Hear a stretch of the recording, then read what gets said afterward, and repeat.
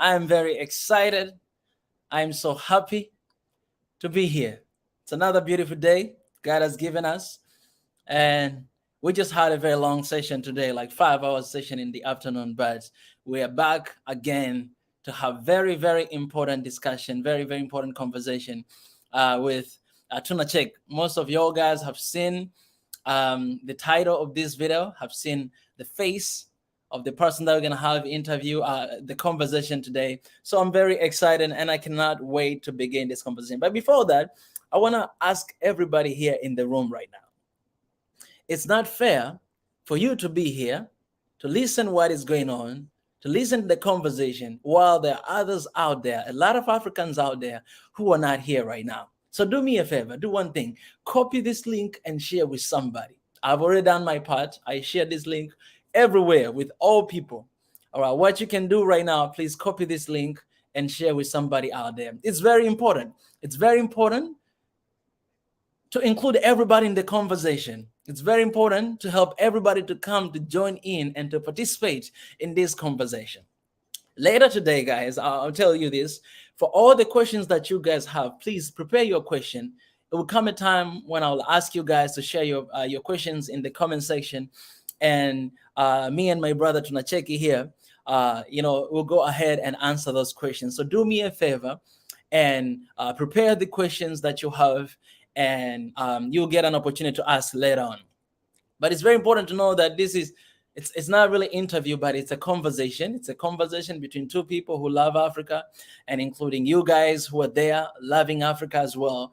The best thing we can do is to bring everybody together on the table to make sure that Africa is united in all corners, to make sure that we have one Africa. From east to the west, south and north, everywhere, central, everywhere, to make sure that everybody's involved and we're coming together in one unity. So before I begin this, I'm just going to have a word of prayer, because in this movement, guys, in this fight, we always need to involve God at the center. We are Africans who believe in different religions, but we all believe in the super high power, the power of God. That's what we believe in. So I'm just going to open this session with a word of prayer, and then we're going to begin. God, I thank you for today. Thank you for this conversation. I thank you for Swahili Nation. I thank you for tunacheki. I thank you for One Africa. As we're having this conversation today, help us, God. Give us wisdom and knowledge and understanding, so that as we are talking and having different conversation, God will bring about change to this beautiful continent. I thank you. And in Jesus' name I pray. Amen. All right. Guys, please copy this link and share with somebody. We have 27 people here in Swahili Nation are watching. And as well, you can find this live stream actually on tunacheki YouTube channel. So please copy and share with everybody out there. All right, share with everybody before I welcome my brother. It's very important that everyone is very important to be involved here. All right. So I'm not going to bring him in unless you guys share this link with somebody out there. All right. My brother is right here waiting to come in, and we're going to have a very productive conversation today. Let me just shout out to everybody who is joining here. I want to appreciate everyone who is supporting this family. I want to appreciate everyone who is supporting this movement. I want to ask you guys to continue to support. Shout out to all the members out there. You guys, you'll see some names with a little bit beige in front of it. Those are members. So I want to salute you guys for the support. And I appreciate for the super chat and super stickers beforehand. You guys mean a lot. I appreciate that. I want to appreciate for those people who are joining right now. The team. I have Sadek in the team. I appreciate my brother. I have Kanye Sigye in the team. I have Harry Mina in the team. I have Blade Lightning by Joe in the team. I have Becca, Maria Antoniette. I see this, my sister here all the time. So I appreciate you guys that are joining here. I appreciate that you're coming in. Please share this link with somebody. It's very important. It's very important. This is what we're going to talk about, right? We're going to talk about Africa, obvious, One Africa, obvious, but also we're going to have a moment to share with you guys a tip of this YouTube business, because we have a lot of people out there who have a passion for YouTube and they don't know where to start. They don't know what to do. But we have our brother tunacheki here. Tunacheki is one of the very most successful YouTube in Africa. Guys, nearly 1 million subscribers. I believe in February they'll hit 1 million subscribers. But it's not just about the number, but it's about the impact that tunacheki has been done in Africa.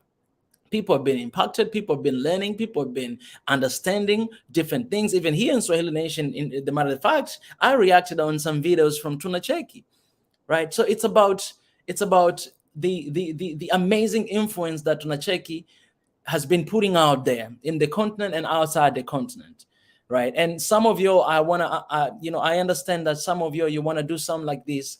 Today, you will get a few, little tips, right? From our brothers here. It's very important. All right, yeah, like, share, subscribe, both channels. That's amazing right there. People say love reside in the heart with the rhythm, but not under control by our will. That's that's a deep message right there. Share on Twitter. I appreciate you. Share everywhere, guys. You can share on Facebook, on Twitter, on Instagram, everywhere. Please share this so that we may begin. All right.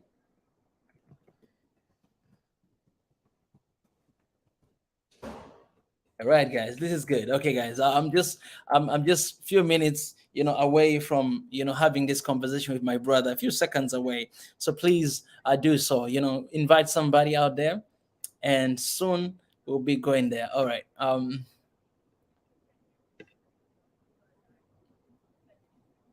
Come on, somebody. Good afternoon, Nana Dreams. It's good to have you right here. It's good to have you right here. All right, guys. So without wasting time, ladies and gentlemen, let me take a moment to welcome my brother, tunacheki. Brother, welcome. Hello. I hope you can hear me. I can hear you loud and clear. Okay. How are you, my brother? It's good to see you, by the way. I'm good. I'm good. I'm still resting. I'm from just a 5-day amazing trip in Ethiopia, where we traveled Mhm. almost across a whole country. And Ethiopia is no small country. It's a huge country. Yeah. So Yeah, a lot of meeting new friends, a lot of yeah. talking, getting to know people. Yeah. So resting from that, but all is good. I gotta say that I am a big fan of what you're doing, of your work, and the impact that you put on all of us as Africans. And it's a pleasure to have this conversation with you today. This is coming from the bottom of my heart. So I really appreciate you for all you're doing for the continent, for our people, and I think people needed this conversation to happen. So I want to Uh, appreciate you for giving me this opportunity to have this talk with you. No, same here. I've been watching your videos for also like a long time, and yeah, I appreciate also what you're doing. Mm, For first of all, for you advocating for Swahili, which is also a big part of why like what we do. Second, for sticking with mm, the people of Ethiopia. When most African creators were afraid to put a face, put a name to their there are few Africans who they just mm, if they're fighting for the truth, they just do it. They don't care about what people say about threats, things like that. So I really appreciate that. I know it's not easy, right? And yeah, like it comes with the territory. For veterans like us, like that's like mm, good morning. Like we're so used to it. But if it's your first day, maybe it might be a bit scary. But yeah. like I would reassure you, it will never stop. So just keep doing Mm. what you're doing. Yeah. I want to appreciate you so much. What people they don't realize is that this, I have to say, is maybe our very first conversation to have, here on YouTube face to face, Yes, right? yes, Actually, it's our first conversation to have face to face. yes, yes. And I asked my brother, I believe it was yesterday. It was yesterday, right? That's when I asked you, and my brother was open to do right away. He's busy, but he's right here with us, so I want to appreciate that as well. Mhm. And without wasting time, I wanna know a little bit about you, about Uh, who is Tunacheki, especially your name. Like, is Tunacheki your real name, or you have a name? Like, just a little bit about your introduction and how Tunacheki it came to existence.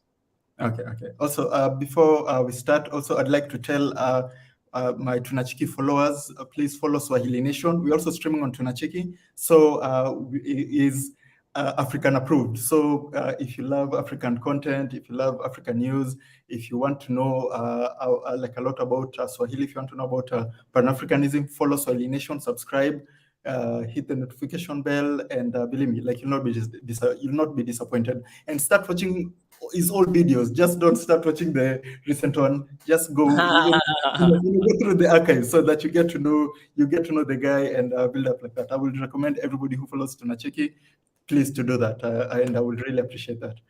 So to answer your question, so my real name is like Michael. I think same as yours, right? Michael? Yeah, Get out of Michael. here, man. I'm also from Tanzania, also same as you, right? Really? Yeah, You gotta yeah, be yeah. kidding me. Come on, man. I'm No, half you got Tanzanian, half Kenyan. So, yeah. no, And no, no. Wait. I didn't get you. I think you. No, no. Can you say that again? Your name is Michael, and yes, like I'm also from originally you're from? Tanzania. No, are you saying that in a perspective of one Africa, that No, if no, you're no, Kenyan, you're also Tanzanian? You no, mean no, like for real, no. you're from Tanzania? Yeah. My parents, my mom is from Tanzania, my dad is from Kenya.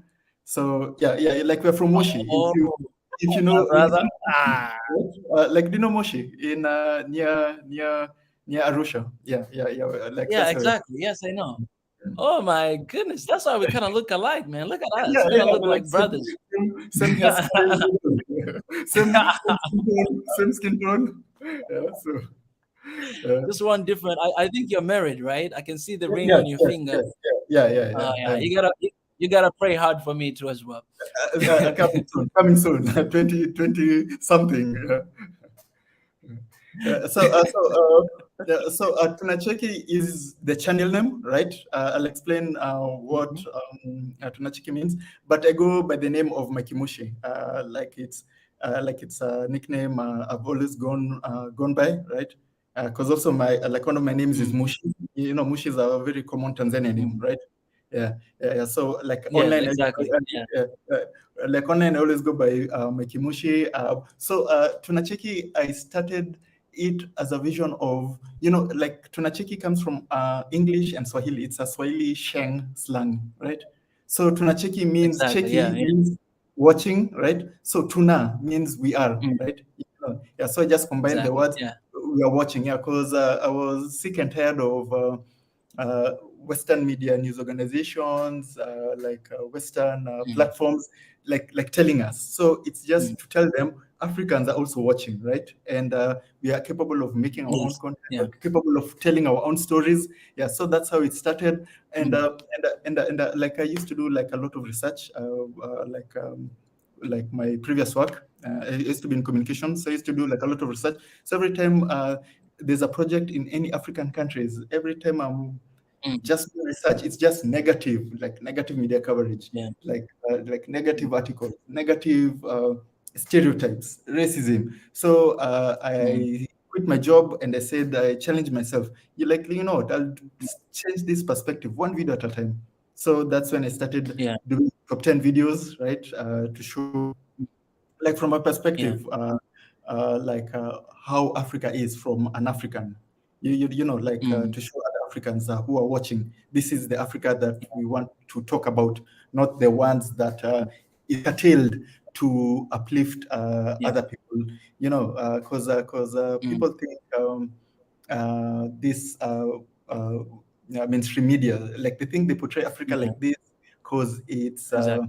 like it's fun, or it's like they've got nothing else to do. No, it's by design, it's by plan, right? Yeah. Like they Mm, they mm, they have a strict programming, right? They are doing this yeah. for a purpose, for a reason. Mm, Every negative mm, story, every negative article, every false news about Africa, every mm. propaganda about Africa, it's designed and from the top down, right? It's not Yeah. like it's not just some random journalist doing this. No. It's all organized, Mm, well organized. Yeah, and seeing this has made me to fight back the only mm. way I can, by like creating our own content. So yeah, that's why tunacheki exists, and Yeah. that's how like that's what it means. It must not being easy to start that when you start that. Do you remember exactly the year you started? Yeah. I started in 2016, and there were Yeah, very few African YouTubers, like extremely, and exactly. uh, uh, and the only African YouTubers that were there were entertainers, comedians, musicians, but there were very few Mm, Pan-Africanists who were actually talking about Africa, and there were very few channels covering news other than the yeah, like your local Tanzanian news station, right? yeah. EATV, you remember EATV, right? Yes, Like yes. channels like that. Those were the only people on YouTube. If it's an African channel on YouTube, it's a news station or it's a news program, right? Yeah. Like Mm, something boosted by money. So we like it was very lonely, but I'm glad today it's a different story because today we are so many. mm. Yeah, Yeah. exactly, exactly. Mm. So when you started, I want to know this: when you started, do you get any resistance, maybe from within Africa and outside as well? Like, did you get a lot of that? And how Yeah, did you like how did you deal with it? like when I started, I got so much positive like attention, comments from Africans, right? And Mm, like mm, from people who are not Africans, of course, the basic racist, like racist, mm. but those ones are just like common, Yeah. like it comes with Mm, it. But I got and and that's the only thing that encouraged me to keep on going. Because when I started, people always like these days I think it's a bit easier to start YouTube because like you've mm. got your smartphone, better internet Yeah. connection. But then Mm, it was a bit harder, right? And yeah. like creating a video was like a bit hard work. So like when I started, the only thing that kept me going were the comments and the likes and people saying, "Oh man, this I love this video from Africa." Because like I started really hard. The first video I made, like I think the first year, it got only mm, like I think like if I'm not wrong, between maybe like 2,000 or 5,000 Mm, views, right? Yeah. So and for me, mm. I thought, hey man, this YouTube thing, you That's make good. a video, you things start growing, you start getting millions of views. But no. And the only thing that kept me making videos is I wanted to read the Mm, comments of what people would say, right? So I yeah, think the yeah. first video I did was the top 10 strongest African militaries, right? And that one people Mm, were like, "Hey, my country is stronger," right? So yeah. that was how the comments were. Then the second one is Mm, the top 10, I think, highest paid African models, right? Yeah. mm, Then mm, then now people are like, she's from this country, she's like that, right? Then yeah, based on the comments, that's when I started creating comment like other videos. So based on yeah. that argument, I made another video. Like I think top 10 African countries with the most beautiful women, and that one now was like just fire. People, in the comments saying, my country," people disowning me. Yeah. So Mm, that's how the people are the only ones who kept me going because those videos were really not doing well, right? They were just mm, and I cannot say, because YouTube is hard. I cannot say they were doing bad, right? Because for some people, like maybe 5,000 views, 7,000 views is a lot, right? mm, Yeah, mm, but like it didn't discourage me because I had a big vision, like, oh man, I'm gonna be making millions of views, right? Then mm, like so the commenters, people are just encouraging me, the discussions and like the entertaining. Then one day, all of a sudden, the first video I ever made, I think, just got 2 mm. million at once, right? Like it just went Wow. viral, Yeah. like out of nowhere, right? Yeah. So then that Good. encouraged me, like encouraged me. So then now I hit road running Mm, and like this always happens, right? And I would also encourage upcoming YouTubers, right, who make videos. You never know when your video will go viral, why it will go viral, or how it will go viral, mm, right? So even if mm, you make a video and it gets 1,000 views or 300 views, like never mm, delete it, never go like, ah man, that's like it was a waste of time, because you never know, right? Because now after that, mm, the mm, previous videos that I started. making, right? The first video I Yeah. think right now has 10 million views, right? The first video that took 1 On year people. to reach 7,000, right? Right now it has 10 million views. So now that's something I can encourage like upcoming YouTubers. Never, never think just because you posted your video and it didn't go viral or people are not talking about it, it never like it will never mean it will never do that. Yeah. So Yeah. it might be just a good opportunity for it to go viral. Some popular website might feature it. You never Yeah. know. And for now, since today, I've never known why that video went viral. And you know, yeah, we'll account it to the we'll account it to the YouTube gods, I guess, right? Yeah. Uh, It's very clear that you have such a huge platform in Africa, inside Africa, and outside Africa, and we can only see how much influence you do have. For example, talking about numbers, I want to know what is your message you want to pass across to first to Westerners and also to Africans inside. What is that message you want people to get from tunacheki? okay, so like to Westerners, like my message is usually simple, right? Just live just like that, right? We are okay. We don't need your help. We don't need your aid. We don't need your donations. We do not need your pity, sorrow. Just like that. Like I think, like Africans, we are good, right? We are okay. Yeah. So that's my message to the Westerners, and my message to Africans. And when I always say Africans, I mean Africans here, Africans in the diaspora, right? Africans with people with African ancestry, right? You know, the Caribbeans, right? Yeah. So that's like what I usually mean when I say Africans, just not Yeah. Africans in the continent. My message for us, it's that like it's time for us to tell our own story, right? Like for me, I always look at this planet that we live in in such a long perspective, right? So like recently, only like maybe the last 500 years is when Africans have been made into slaves, colonized, brutalized, raped, stolen from, right? Yeah. This thing just happened in the last 500 years, right? But the historians and people in power don't want Africans to know before this recent 500 years what happened, right? Yeah. Like they don't want people to know like we ruled like, Yeah.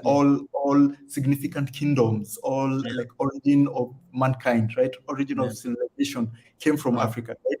oh, So think about it. Like I always give out this perspective of time, right?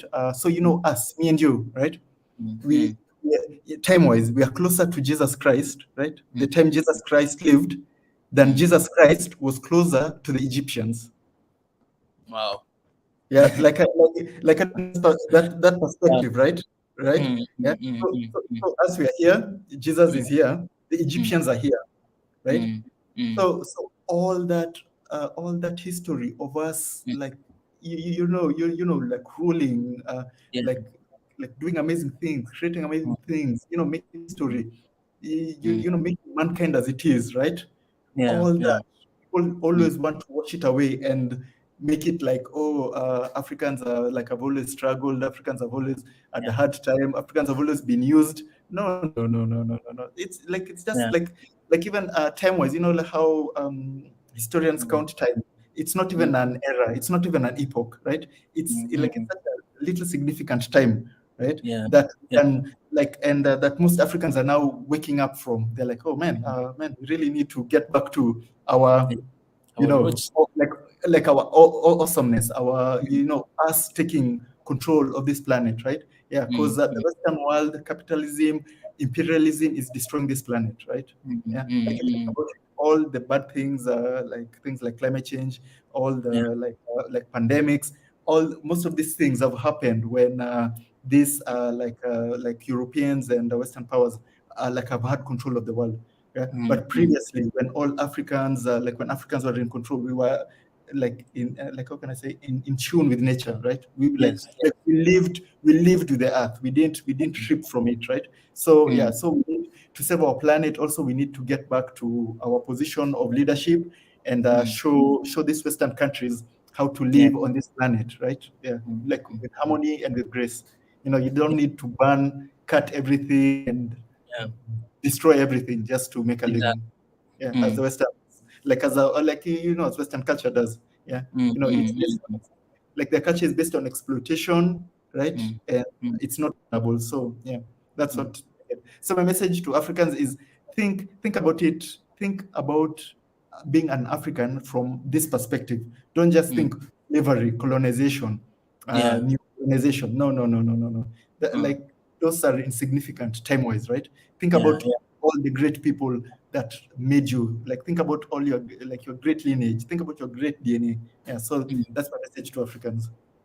If I think I love the point that you made, that a lot of us, I think we have this issue. We always talk here about education system. We have this issue because of our education and what we learn in school, because a lot of stories we hear from school as we're learning is the story after colonialism, especially Mm. during colonialism, and Yep. after that what happened. So we grew up knowing that we are kind of people that were just weak, and then all these colonialists, they came, they wanted Mm. to take advantage of us, but they came with different kind of face and be like, hey, we want to help you. And then I think you can see that even the society, how we act today when we see white men on the street, right? Mm. Or how we think about Western world, right? It's a first world country. Oh, it's developed countries. And oh, we need support. We need this. And sadly, even some of our leaders, they don't pay attention to the history or the roots of African before colonialization, because we Yep. had our stories before that, right? Mm. And so if I get your point clear, is that it's our responsibilities as Africans to go back to our roots and understand that colonialism is not the whole part of the story. It's just a small Mm. part that somebody Mm. took advantage of us, but we'll make a big mistake if we continue to live on that. But we need to go back on our roots to Mm. learn, to understand, to have knowledge, right? To decolonize our mind about everything that has happened right now, but to go Mm. back, to understand our roots and to live accordingly to who we used to be, because we were somebody before we became slaves, right? Yeah. And that's what you, man, Yeah, that's, and also know it's our job, me and you and other creators, right, yes. to to fight the misinformation that the Yeah. West keeps on pouring on to Africans, Mm, to stop Africans from going back, right? yeah. Like in high school, learning. I don't know. It's David Livingstone who discovered this in Africa. Like That's stupid, ridiculous. Yeah. stupid things like that, right? Yeah. Like that kind of Mm, like call it brainwashing. I don't even call it education, right? Yeah, that kind of yeah. brainwashing. So it's us now, the like the creators, the people who speak on Yeah. these matters, to stop these things from this misinformation from happening. Like another like let me give you like a recent thing that Yeah. people always say, I don't know, it's like it's only Ethiopian that had written texts, or something like an African country that had the written text. No, no, no, no, no, that's false. We recently did the top 10 African written texts, and Mm. there were more than 10, right? Yeah, yeah, they Wow. were like, Yeah. I think, yeah, like there were more Somebody than had to 10. play. Hmm. Yeah, yeah, yeah, and like we were trying to squeeze most of them Mm, in, but mm, never listen. Like there's this famous speech by mm. uh, this lady, Maria Makeba, right? Yeah, Okay. Yeah. Mary yeah, McCullough, yeah. yes. Like she said, don't expect the person who came and colonized you to tell you the truth about yourself, right? Yeah. Of So course. just everything you watch from the West, everything you read from the West, right? Yeah. Mm, mm. Like to be safe, take it as a lie. Then do your Yeah. research. If it's true, take it, Mm, right? But don't do the mm. opposite way. Don't take it Yeah. as the truth. Then do your research. Then be like, oh man, they lied to us. No, no, no, no, no.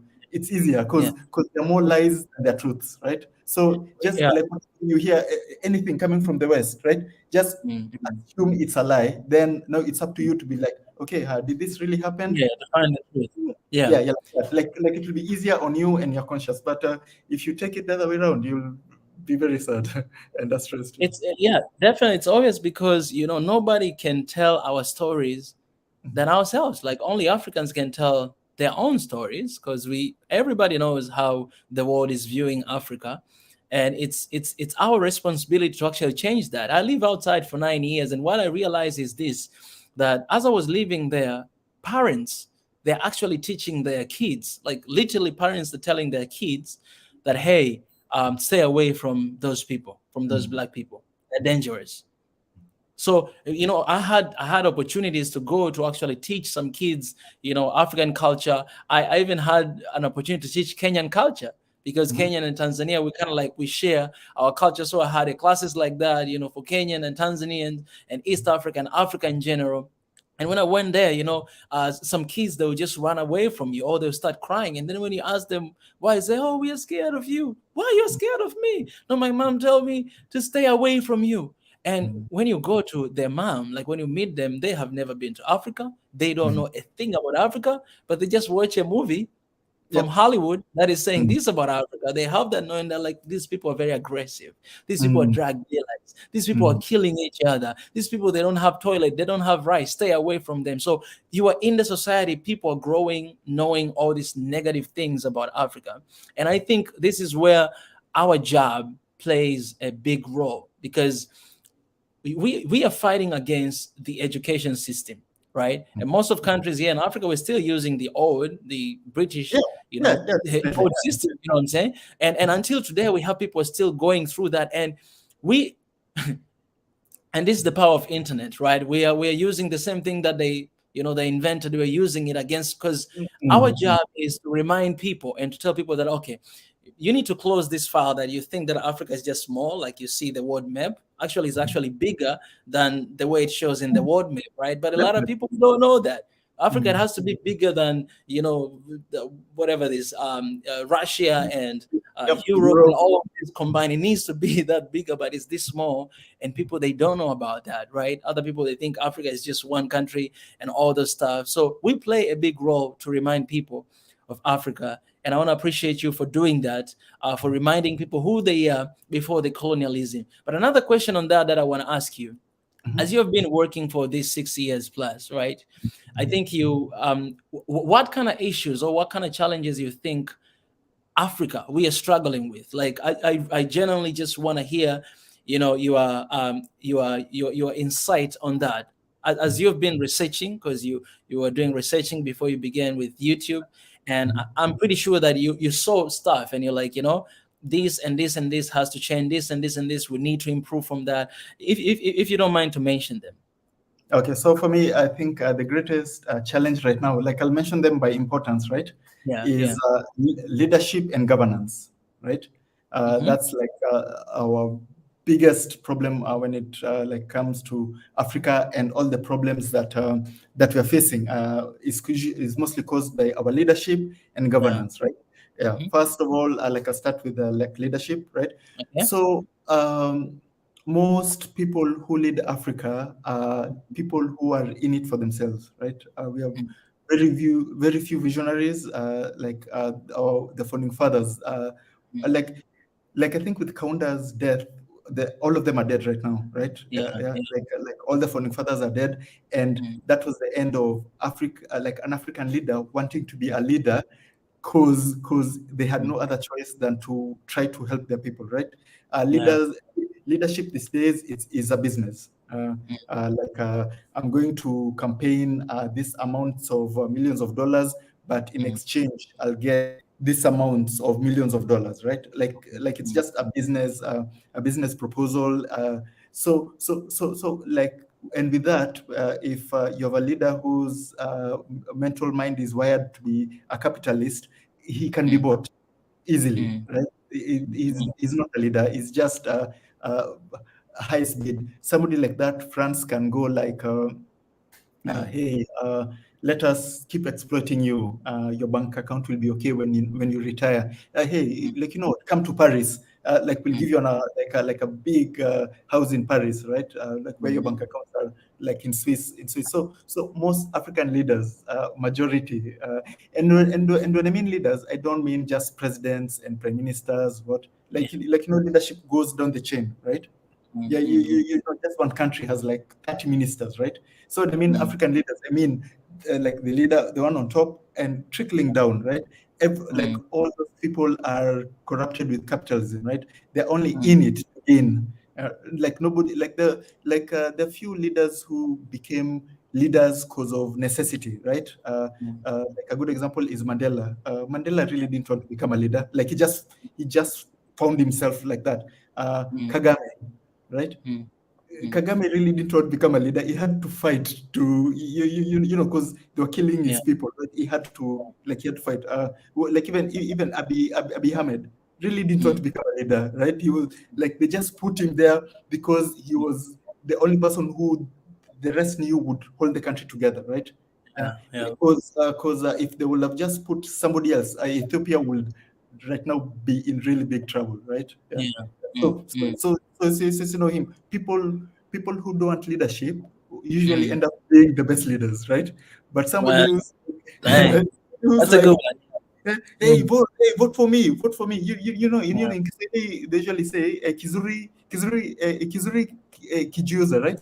Yeah, yeah. Kibaya chajitembeza. Yeah, like exactly. So if you're a good leader, you don't have to go and pay Exactly. people to believe that you're a good leader. You don't have to Mm, make speeches for people to believe mm, you're a good leader, right? mm, Like mm, mm. so the whole concept of leadership has been distorted by imperialism and capitalism. African leadership was totally different.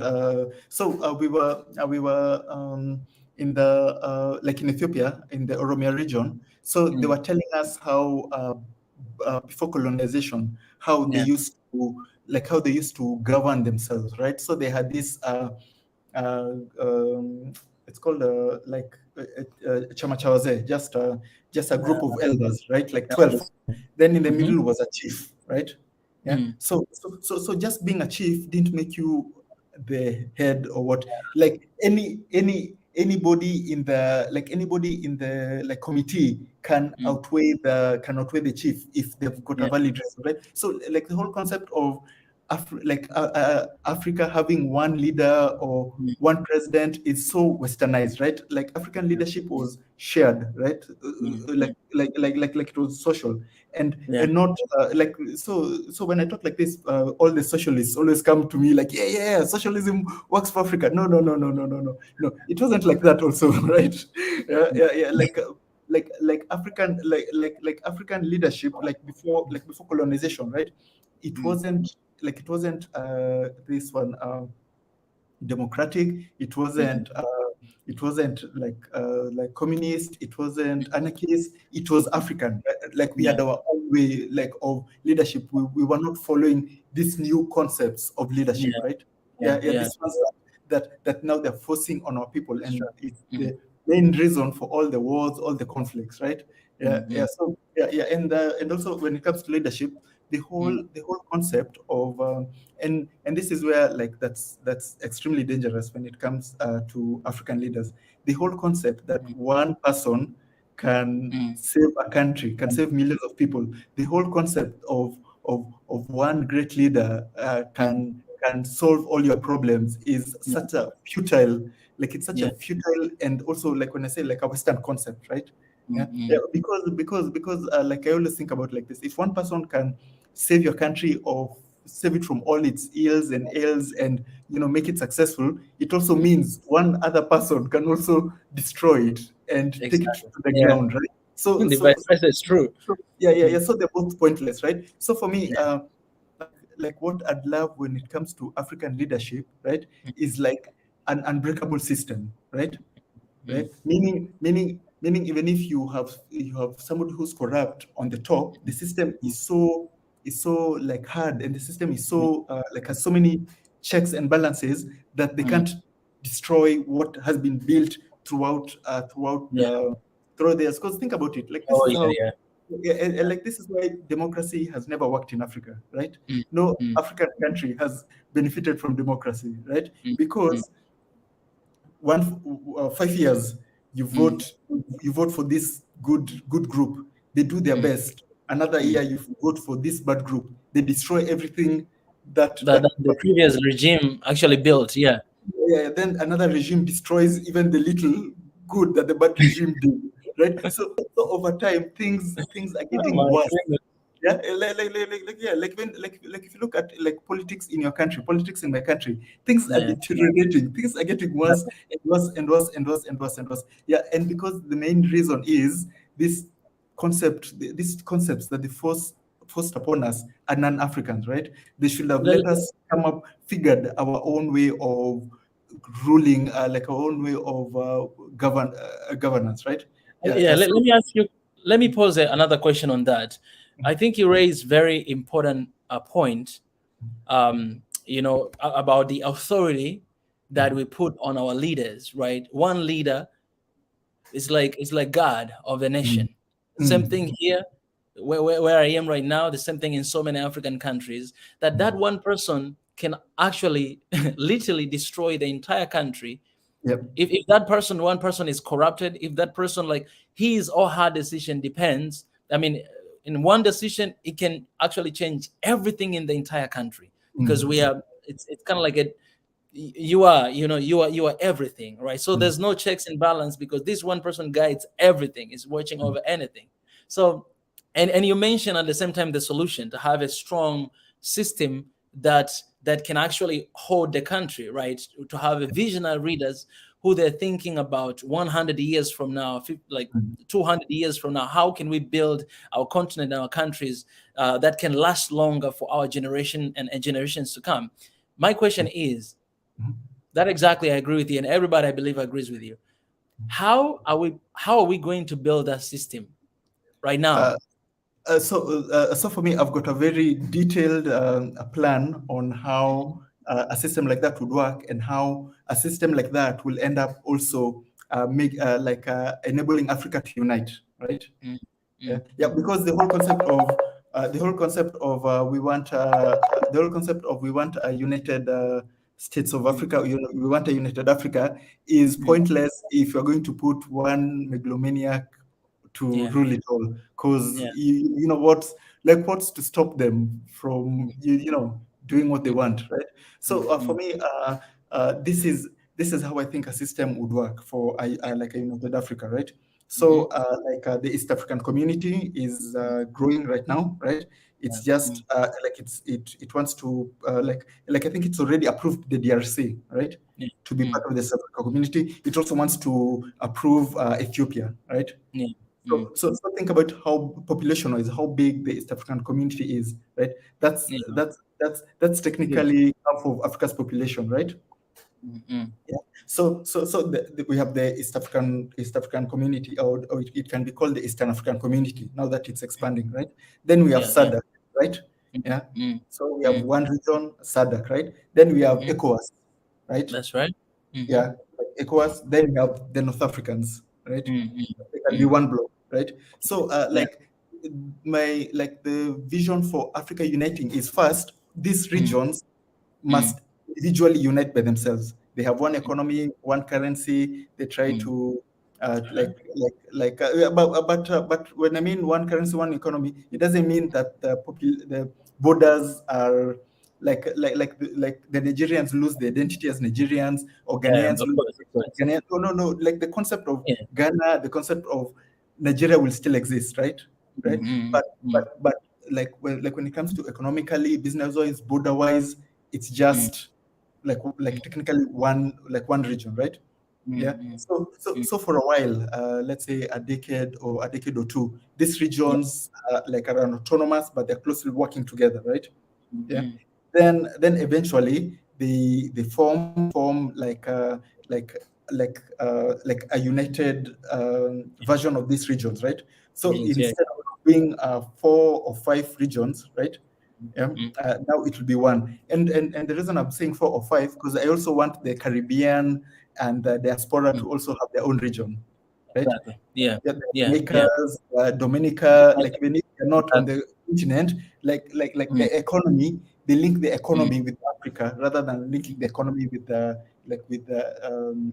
Americas, Central mm, America, right? Yeah, like it's their own region, like they're their own individual people. They work together, mm, but their economies and their trade routes, everything links to Africa. So mm, when it eventually combines, Africa will be a united continent mm, together with like with the Oceania, the diasporas, right? It will be its own region. So Madagascar. yeah. So when it comes to the leadership, like there'll not be one president of Africa. It'll just be like, as I Yeah. said, that Oromias did. All those Mm, all those regions will have like representatives, right?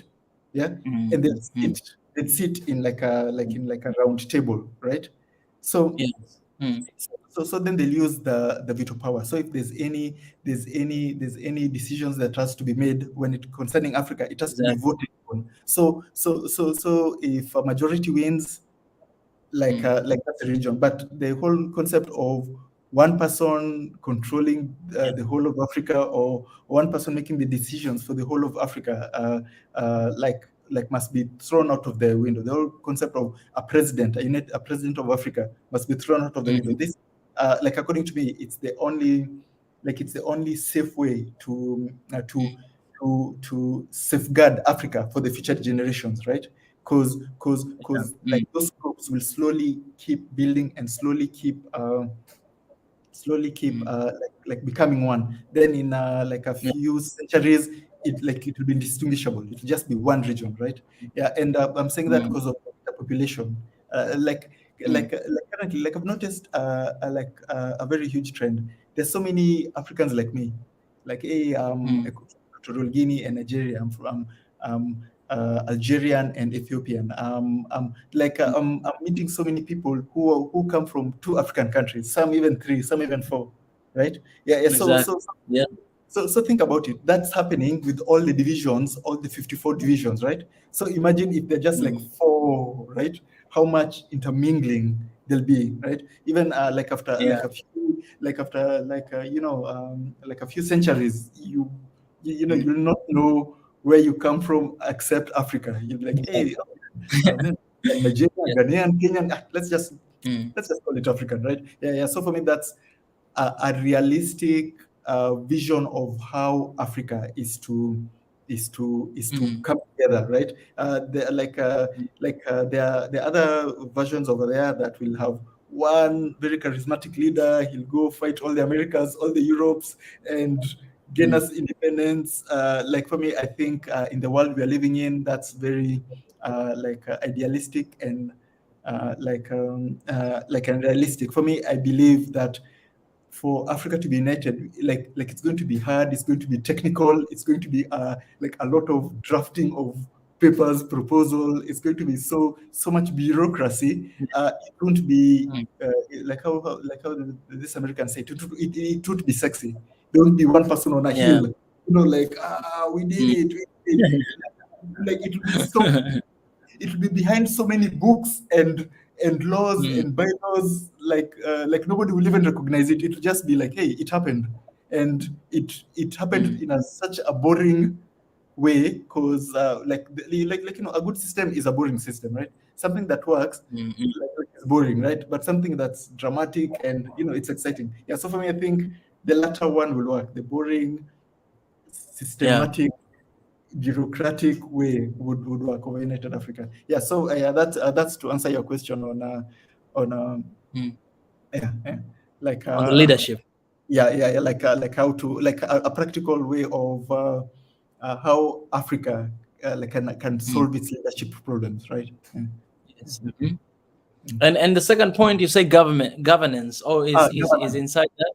Yeah, Hmm. yeah, yeah. So governance, people always confuse leadership with governance. Yes. It's totally different. You can have a good leader, right? Who's a terrible governor, right? Mm, Yeah, mm, like you can have you can have a bad leader, a terrible leader, right? Who mm, kills all his enemies, but he's such a mm, good governor. People get like food. People get oil, but he is mm, ruthless. If somebody tries to challenge his authority, he crushes them. Right? That means he's a bad yeah. leader, but he might be a good governor. So when I talk about governance, it's Mm, how African people would live a fruitful, successful life, right? Where like everybody can have basic needs, right? mm, Like food, shelter, water, internet connectivity, like education, right? Like things like that. That shouldn't even be a question, right? That should be like that should be like you're right. So now this is like one thing I'm extremely against, like this concept. Like even for me, I think something worse than colonization, right? Is something called capitalism, right? Yeah. Yeah, yeah. So capitalism is this system where for you to be successful, right? For you to make it in this life, you must destroy somebody else, right? Yeah. Yeah, it's a concept where for America to be rich, Africa must be poor, right? Yes. Have to Like exploit somebody. Yeah, yeah, to yeah, yeah, develop yeah, it. yeah. Like for you to get, you must take, right? Yeah. Mm. Yeah, yeah. So for me, like that, first of all, is an African, right? Technically, Mm. like no African who's not been, not even Africans who live in the US really Mm. don't like they're the most gracious people ever. Like Africans who live in the West, like they're the ones who are like they're willing to help somebody, right? Yeah, Yeah. Mm. like you're living in a country that's hostile to you, but you're still the one who's, hey, if you see somebody in problems, right? Yeah. Like in Europe, people are always they always say they're cold. They Mm. they don't care about anyone, not even Mm. an African, even their fellow people, right? They're so one like focus, right? Hey, it's about me, it's about Yeah. my life, right? Yeah, yeah. Mm. But Africans who live there can't adapt that kind of life, right? Like Africans always, like when there's like a cookout, or when there's there's a celebration, they always invite the neighborhood, right? Like even Yeah. in It's our like blood. yeah, like it's hard to Mm. teach ourselves to be selfish and to hate, like it's so hard to teach an African how to hate, like Mm. steal from someone without to exploit somebody else, right? Mm. Yeah, Mm. yeah, yeah. So for me, it's like this concept of capitalism, where for Africa to be prosperous in the future, for Africa to be successful, to be rich, we must destroy Europe, we must destroy the United States, right? We must beat them economically. No, no, no, no, no. We don't believe in that. We No, don't. no, no, no, You'll no. find This nobody talking about that. You will no, always rely and depend on the resources, on the energy of, because the matter of fact, we have everything here in Africa, right? yeah, yeah, So yeah, yeah. we have everything that we need, and that's why right now we're having this conversation to try to decolonize our mind and to understand, what is Africa and where we are coming from, because we can actually get ourselves from where we are to another level. We, as you said at the beginning, that we don't need your aids.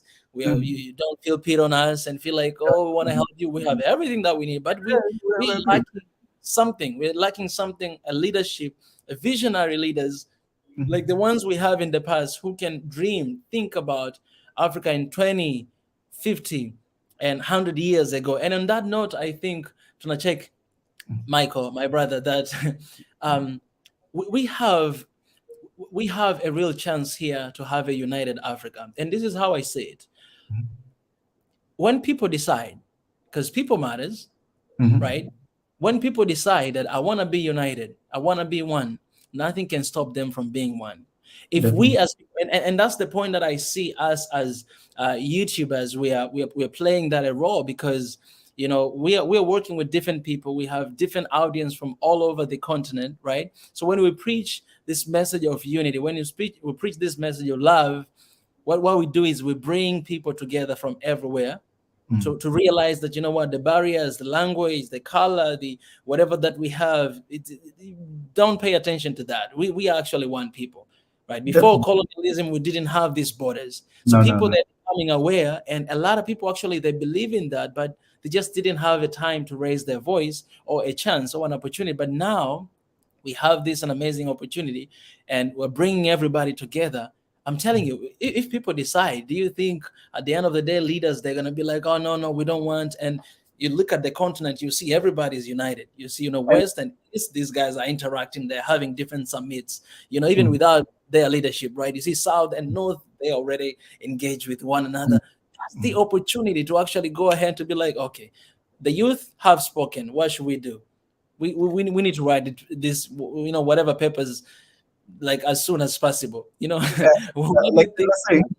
Like you mentioned, how like the people when people decide, right?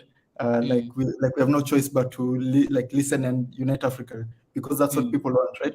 Like there's a like one of my favorite sayings, like of all times, right? Like it mm, goes like, the voice of the people is the voice of God, right? mm, You mm. know, Exactly. Yeah. like it doesn't work the other way around. It doesn't work like God then Mm, people. It's mm, people then mm, God. You mm, know what people want is what is like the most important. So we said, if people want to unite Africa, if the call is loudest now, it's the mm. time to do it now, right? No, people will Yeah. be like, and technically it's been happening with the Africa Continental Free Trade, right? Mm. You know, people have been like, hey, we need to get rid of these passports that Africans have. We need Exactly. we need free borders. We need free trade. Why should we trade with Europe? Why can't we trade with ourselves? All that came from people, right? No Mm, politician just sat down and is like, hey, I'm going to spend all these amounts of money and mm, time to draft up this Africa Continental Free Trade. No. It's people who made it happen. So yeah, mm. you're definitely right. I really appreciate for that, guys. I want to give you as well an opportunity to leave your questions. I'm gonna be going ahead and read your questions that you do have, and we're gonna hear what Tunacheki has to say, and you can ask whatever question you have, about this discussion, and to anyone. Tunacheki, Yep. I want to get at least one question from you as well, my brother. Yeah. So for me, tell me why Swahili Nation? Why did you choose your name? Ah, well, so Swahili Nation, it was, by the way, it was in the making for uh, right now. 2022 is 10 years in total, Mhm. because I started from 2013, but I didn't have that name Swahili Nation. It was Mhm. just me, because that was the time that I went to Korea, right? So it was just me, doing my work to introduce Africa in South Korea, right, in the schools and everything, and like that. But it was like 2019 December, Christmas Day, 25th of December. That's when I actually opened Swahili Nation. Be like, I'm gonna call this Swahili Nation. This is the reason why. I wanted to have something that can speak about Africa, but also something that can unite Africa inside the continent and Africa outside the continent. Mhm. So for me, I'm coming from the Swahili region, and when I'm talking about Swahili region is, the eastern side of Africa, right? A lot of countries are speaking Swahili, Mhm. and so I was the first name came. It was like, um, Young Motivator Swahili Channel or something like that, because I used to have another thing called Young Motivators, but it was kind of like long name, and it was like another name. It was like, like channel ya Kiswahili something something, but it was Mhm. very long name, and I didn't like it. So I was like, what if the name, it will be just Swahili Nation? And what I mean is, this is the new nation. It's Swahili Nation. Nation are people from Mhm. all over Africa and people outside of Africa. Because whether you like it or not, whether you're from the west, east, or side, you have been impacted by the culture from African countries. Like me in the East, I've been impacted with the culture of Western, Southern and Northern. That's why in Swahili you have a lot of Arabic words, and the Yep. same thing when you go to Northern as well. There's a lot of names in Swahili you'll find in some languages in the Northern and Southern Africa as well, Zulu language, right? So this Swahili, a lot of people later on they felt like, oh, it's just representing people from this region, but it represents people of Africa, Swahili people. Swahili Mhm. people is basically Swahili means like people from the coast, people who are Yep. living, from the coast. So, and when you look at the Africa, the entire continent of Africa, you can see that we are at the middle of ocean, and then we are surrounded by water everywhere. Mhm. That's how Swahili nation came to exist. And then later on it got a little bit extension to one Africa, because still I was still listening all these concerns of people from the west, and they're like, what, oh, that Swahili thing, I don't want to cut Swahili thing, this is very eastern thing, no, I don't want to come there. That's when last year, March 1st, one Africa was born, with the aim of uniting everybody everywhere. That, okay, it's not just when you hear Swahili nation, don't just think about the East, but you have to know that it's one Africa, and you Mhm. guys are included, and you guys are included, and yeah, that's how it came to exist up to this moment. And when you talk about Swahili, Swahili is such an important aspect in the uniting of Africa, because when you unite, we must have one language, right? And Swahili is the best candidate because it's like a non-tribal language. It's a non-partisan language, and it's a very easy to learn language. So when Africa unites, when we are looking for a language, because of course we can't be speaking this colonial language, right? To Yeah, celebrate yeah, our freedom, right? Yeah, yeah, yeah. yeah, So no English, no French, no Portuguese, right? yeah, So Swahili is a pure language that can easily be adapted in all other African countries. yeah, And we're going to start this campaign that we are going to want Swahili to be an official United Nations language, right? Because exactly. the official United Nations languages are 5, and none of them are like African. So Yeah, we want Swahili to be one. So every be one of them. document, Exactly. every translation can be in Mm. Swahili. That's how So you here as create well. a language, Yeah. yeah, to unite Africa. That's why we always say Swahili nation, Swahili to the world. We got the first question here. I'm with you, my brother, in that fight. We have a question from the Minister of Education here in One Africa, Nati. He says, "How can Pan-African YouTubers like you join hands and audience to make more practical impact in Africa?" I'm writing, so go point by point, please. All right, Uh, I'll give this to you first, tunacheki. this is a very important question, because even we were with Imani in Ethiopia, right? Like Imani is I think the greatest advocate for Swahili in Africa, Yes. right? So he asked me the same question. He was like, man, like you guys are doing so great, but everywhere, like you've got Odemai in Ghana, Yeah. you've got like somebody in South Africa, you got somebody in Mm, Ethiopia, mm, like how would we come together and speak with one voice, right? So yeah. like Kimi was talking about, let's say one of us is banned for YouTube for advocating for something, right? Like we need Mm, to have a voice where we can say, hey, like all these big YouTubers would mm, all not make any videos until our African brother is like unfairly banned, right? Yeah, yeah, yeah. yeah. So something like that. So he was talking about how we can create like a kind of group or a kind of like forum where Mm, all these Pan-African YouTubers, creators, and when I mean creators, I mean not just mm, from YouTube, from TikTok, right? yeah, There's so many really upcoming exactly. Pan-Africanists coming up on TikTok, Instagram, Facebook, right? So Mm, like when I mean creators, all these creators that we can come together and be speaking with one voice, like have a conference. Like we can call it African Con or something, right? mm, Yeah, yeah. mm, So I'm really thinking hard on how to make that happen, and I think by June, I will have come up with a mm, solution, because right now mm, there's something in the works. So for me, yeah, mm, that's a very good, like a very good question that needs solving, and we are yeah, currently solving.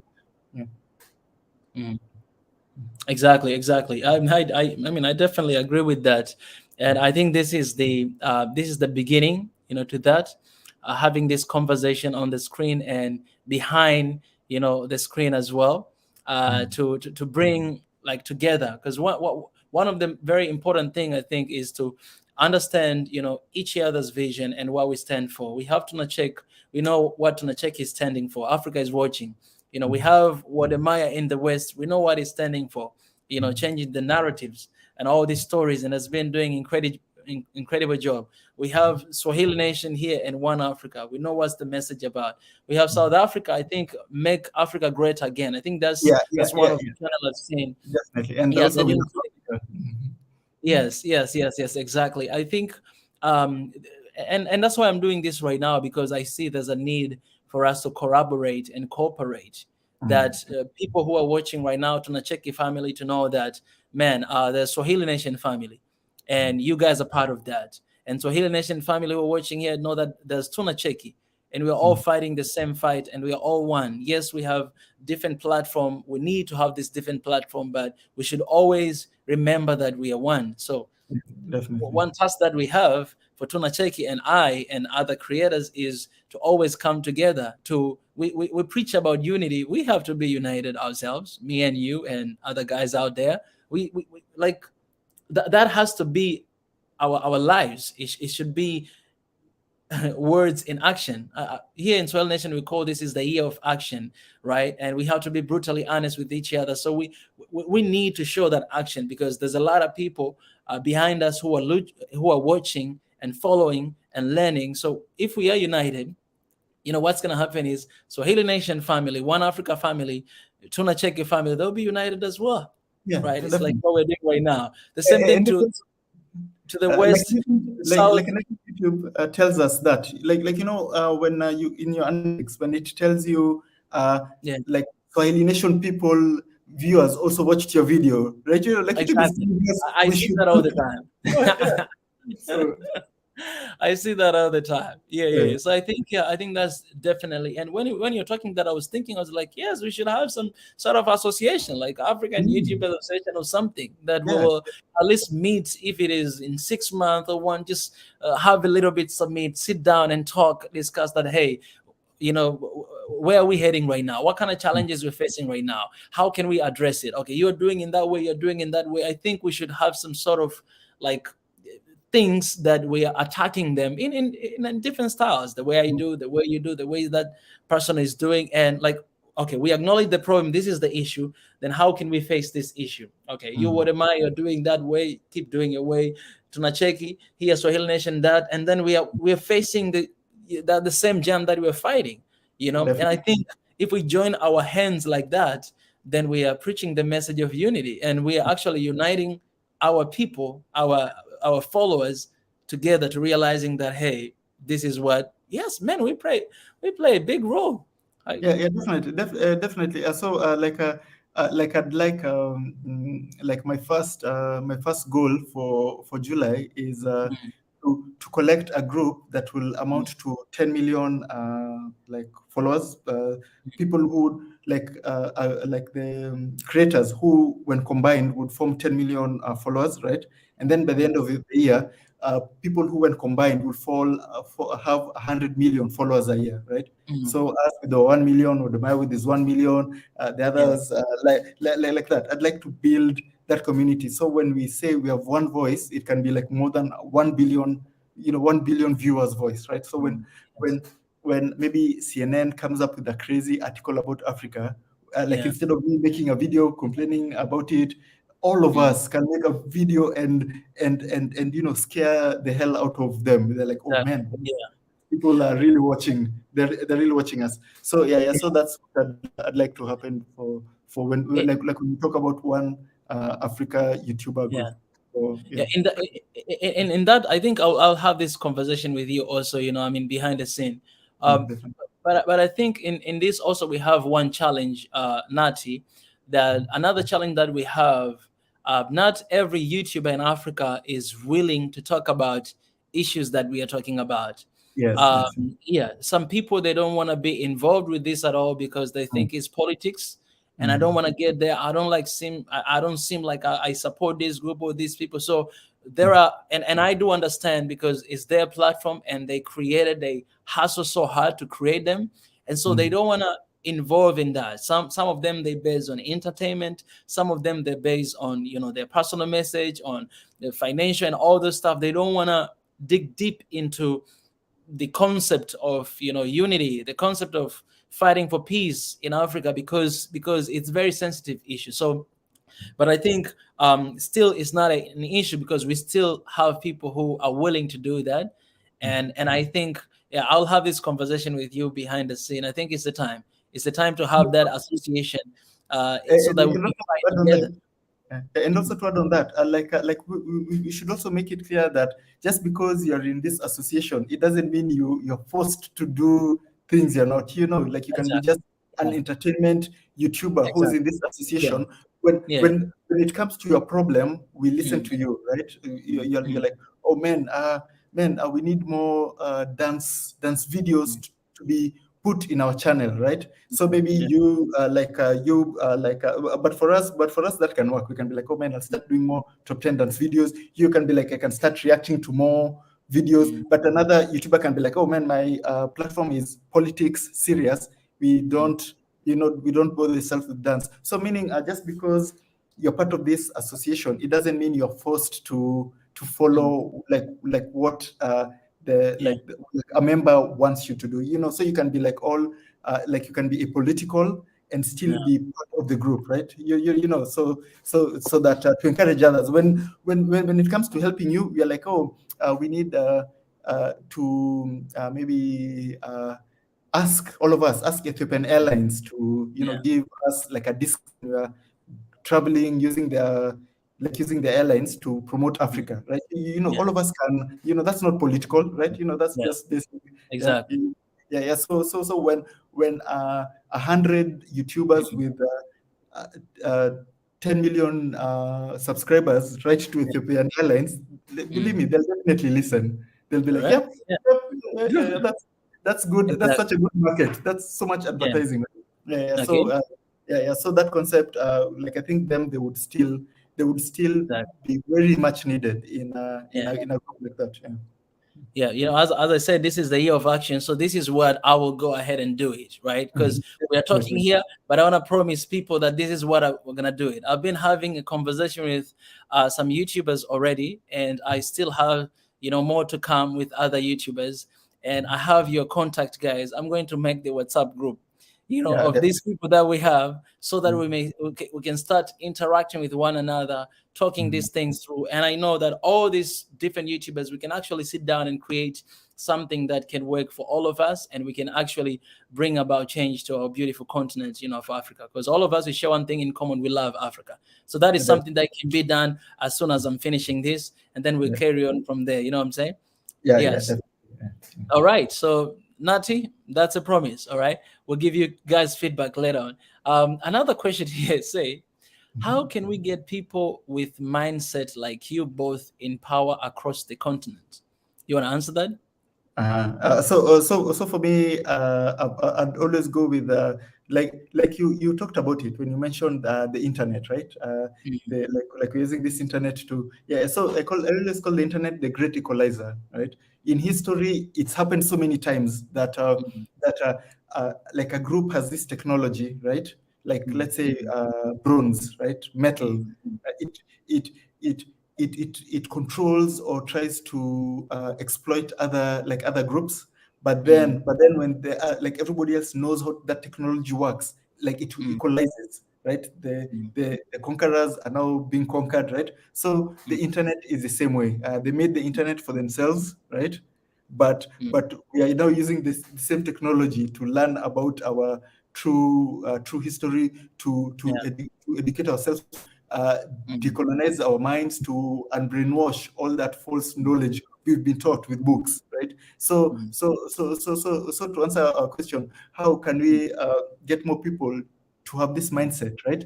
Is these mm, days, like as I said, like you have no excuse to not know about yourself, about where you come from. The internet is mm, free. The internet is open. You can educate yourself, right? So, like as I said, mm, when you hear anything coming from the West or coming from somebody who does not look like you, just take it with a huge grain of salt and be like, mm, hey, wait, you know what? I'll go in my personal time research about it. mm, When they say, Africans mm, didn't have a form of writing, you can just be like, okay, sure. mm, Go back, read on it, have knowledge. Then next time they're like, hey, Africans didn't have a form of writing. You're like, well, excuse me, I know mm, of actually 10, like more than 10 forms of writing that I can show you, right? mm, That's how you get people to have this kind of mindset to like educate yourself. Like in the same way, if you meet a racist today, right? Like mm, you're somewhere in Europe, you're somewhere in America, you meet a racist, right? Yeah, mm, like that means that is an actual racist, because these days you really have to work very hard to not know like anything about Africa, right? So mm, if somebody's being a racist, is because they actually really want to be a racist. Like they know the truth about you, but they choose not mm, like to hate you. They choose to exploit you. They choose to like make themselves feel superior than you, right? Yeah. So the same way, if you want to have this mindset, question everything, double check for yourself, right? Yeah, and don't take anything given to you just like that. Like before, you're told David Livingstone, I don't know, discovered Mount what, Queen Victoria discovered what, you'll be like, Yeah. no, no, like actual Africans, my forefathers were living there before that, so things like that. That's how you can change this mindset, like yourself. Yeah, learn for yourself, research everything for yourself. Like even if you listen on the news, this and this is happening in Ethiopia, this and this is happening. Don't just don't close your eyes and be like, yeah, that's actually happening in Ethiopia. Yeah, like you've got the internet. If you're dedicated like me, you can actually go there and see for yourselves, right? Yeah. So that's how this mindset, like, you can change from the people who currently like they're not so much pan-Africanists, but they've got that interest, because most of our watchers, most of our people who comment, it's a spark, right? So the more you keep Yeah. challenging and asking questions, the more you'd finally end up being even having your own YouTube channel, which for me is my goal, right? Yeah, like start questioning things, be like, hey, you know what? I really need to share this message that I've discovered to the world. Create a YouTube channel, start making Yeah. videos, start educating other people. You'd like it's a system. You'd create a system, and before then, there'll be like 100 million Africans, Yeah. just You're young right. Africans Yes. just making content. Yeah. Man, we are going to change this continent. I'm telling you, and it will start with us, us YouTubers and everybody there, because we are, we are talking to people direct, straight. We are imagine your videos that has more than 10 million viewers, and you have hundreds of millions of viewers in your channel. I was checking out. That is strong. That is powerful message. Like you can reach to people just in a moment like that. More than, I mean, president can be addressing to the nation and nobody's watching. No one Yeah, is yeah, interested to yeah. listen.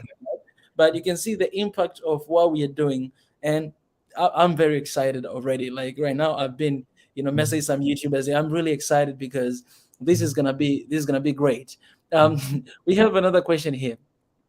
What do you think of creative thinking in Africa? Financial literacy, and how can YouTubers help to increase the awareness? Yeah. So this is another thing that, it's by design that our education system is lacking these things, right? Mm, So think about it. Why are you taught other useless things, and they don't teach you how to do taxes, right? mhm, Like think about it. Like when you finish high school, you're left with this so much useless knowledge, but the things that would help you become a responsible adult, like, are not mm, taught to you. You learn the hard way. Like, what if we start teaching children maybe about mm, filing taxes, about the stock exchange, about entrepreneurship, when they were like, starting from 5 years old, and going, what kind of Africans will we have, rather than you going through useless education system. Then when you reach 18, that's when you start learning these things. When people like in China, people like in India have been learning these things since they were kids, right? Yeah. mhm, The like this creative thinking, like this concept of and this, your parents and my parents had it, that you go to school, you get good grades, you get a good job, mm, you get a like you get like you get like this line that's made for us, right? That's such a colonial concept that was ingrained. mm, Like be a good be a good subject to the queen, get a mm, job, get a good education, get a job, like pay your taxes, right? But this mm, new concept of creative thinking, where hey, you can even start your business while in school, right? There's mm, no reason why you can't be a 5-year-old entrepreneur. There's no reason why you can't be a 10-year-old entrepreneur, right? Like when you finish school, you've already made you've already made your your money, right? yeah. So like we need to change this concept that has been ingrained to us, and it was ingrained to our parents by the grandparents, and it was ingrained by the colonizers to those Mm, grandparents, right? Yeah, yeah. mm, So and that I'm a huge I'm a huge fan of critical thinking, and also there's also one called lateral thinking, right? Mm, Like mm, where like lateral yeah. thinking is more of a problem solving kind of thinking, right? Where Mm, just by if you're in a situation, you just don't think, hey, how would I fix this? No, no, no, no, no, no, no, no, no. Think, how will I fix this? How can I make this problem into like a solution? How can I use this solution to make money? Now that's lateral thinking, thinking not even outside the box, thinking outside the box, around the box, on top of the box, just mm. inside everywhere. Yeah, yeah. So that's One, how one of our friend here in One Africa, he says, I don't think outside the box because I was not in the box from the first start. like exactly. Not in the box at all. Like, shout out to You Biggie, man. Shout out to Biggie. There's one, definitely. yeah. There's an amazing question here that I think is necessary to address. You say, how do we all enjoy this conversation together as Africans when the French-speaking Africans can't partake in these discussions? How do we reach more Africans who don't speak or understand English? So for us, we've taken this very expensive and painstaking activity on our channel where we translate all our videos, and we know we've got like 1,700 videos to English, French, Portuguese, uh, Amharic, Zulu, Swahili, right? Mm, Chinese, mm, uh, Russian, and which other we translate all our videos into all 10 languages. Like we put captions over there, and the reason for this is we realize Africa as a huge diaspora. There are yes. Africans in China, the Africans in Korea, the Africans in France, the Africans everywhere, and Mm, and if they didn't have the opportunity to learn English or come from a region that has English, how would they know what we are doing, right? So mm, we use captions mm, to to solve this problem in the short term, but in the mm, long term, we are also want to open tunacheki French version, tunacheki mm, Spanish version, tunacheki Swahili version, right?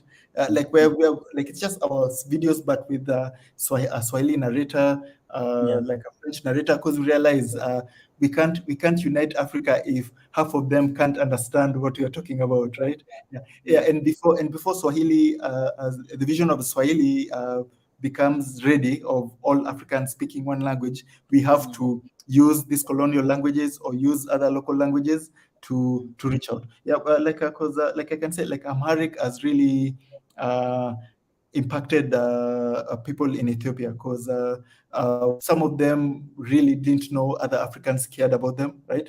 Until you read your captions, right? Because not everybody in Ethiopia knows English, right? Yeah, mm, but if they can read in their own language, that there's this channel that's fighting for them. There's this channel that's setting the record straight for them.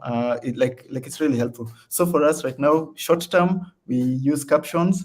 Long term, would like to have to extend to actually making videos in all these other languages, French speaking, Swahili. Oh yeah, also I mentioned also Arabic. There's so many people who speak Arabic who mm. also watch our channel. Yeah. Yeah. That's amazing. That's amazing. It's something that I think we've started here in Swahili Nation just because our content is different right now. We do live stream. So if we Mhm. do live stream and you have all these translators, you'll Yes, be doing like 10 hours, yes, I see you doing definitely. 1 hour. So but currently we have been having for example today in the afternoon we're talking about the situation in Mali.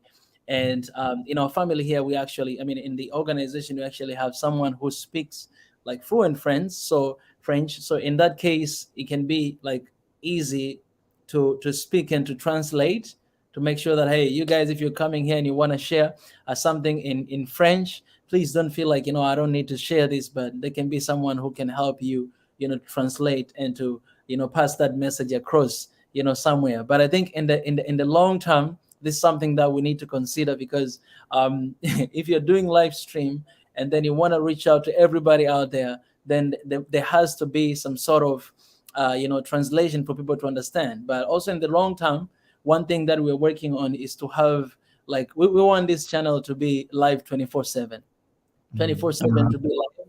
And how that is going to happen, we're going to have a representative from everywhere, someone who speak French, someone who speak Arabic, someone who, all these, people who believe in the unity of Africa, people who love Africa and want to see a unity, peace, and love in Africa. And then we can have a different session. I don't have to be here all the time hosting this, no, but we can have another person who speak French, who can speak with people of Congo and Western Africa, another person who speaks Zulu. We already have our brother from South Africa right there. So this is in the long term, and hopefully this year in 2022, the year of action, we'll be able to, to do that, in this year, hopefully. Yeah. So I appreciate for the question. This is a good question right here. All right. There's another question. This is direct to you. Yenatan from Yenatan. Shout out to all the members in the house. I love you guys. It's say, for those who have not made it to Ethiopia yet during this time, how was the overall atmosphere and people's energy, and what areas did you visit? Okay, so like Addis Ababa is live, active. Everybody is up and down because we went during the great return. So there are so many diasporas, like in the airport. We were meeting almost people from all regions. Some of my friends from work. So that means like everybody in Addis was happy to see us. We received a warm welcome, and we started from Addis. We went till the Oromia region and till the southern regions of Ethiopia in Hawassa, and throughout all we had a good time. No problem security-wise. Everybody welcomed us nicely. People were so intrigued with people from Kenya, people from Tanzania, people from South Sudan. So like in the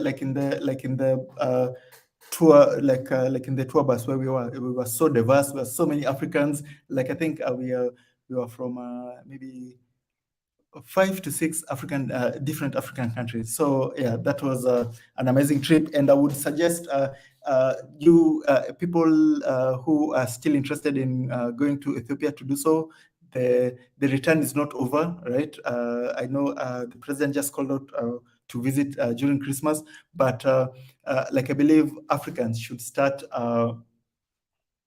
visiting other African countries to support, first of all, the tourism, to support the economy, to stop depending on Westerners like as tourists, and start visiting our own countries. So I suggest everybody, if you have the opportunity, if you've got the time, if you the finances, take a trip to Ethiopia, see what the country is like. Let an Ethiopian tell you what's going on in Ethiopia. Don't let CNN, don't let BBC, don't let Reuters, don't let Al Jazeera tell you what's going on in Ethiopia. You can easily ask an Ethiopian what's going on, and they'll clearly tell you the current situation. Okay, so Swahili Nation, I think, seems to have gone down a bit, but let's carry on with the questions. Let's see. Let me see which other questions can I get.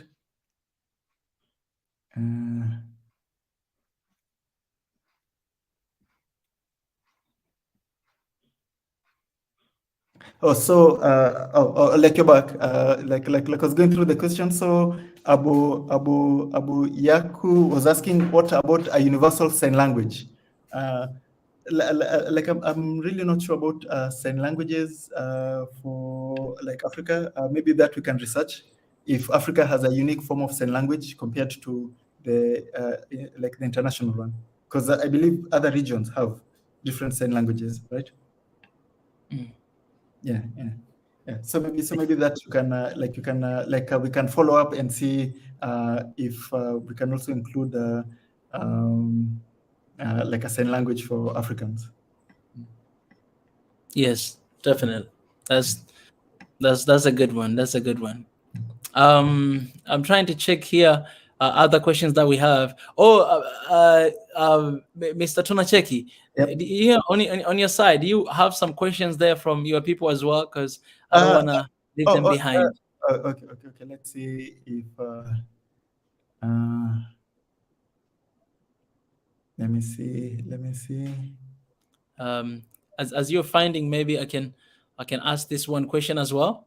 Mhm. Someone here say, on that note, what is the role of African diaspora in supporting and amplifying the voices of Africans on the continent while not becoming a hindrance to the real voices on the ground? It's a good question right there. Yeah, Yeah. Nathan. You want to go first, my brother? Yeah. Let me see. I was just asking people they can ask questions. Okay. So let me do the question again.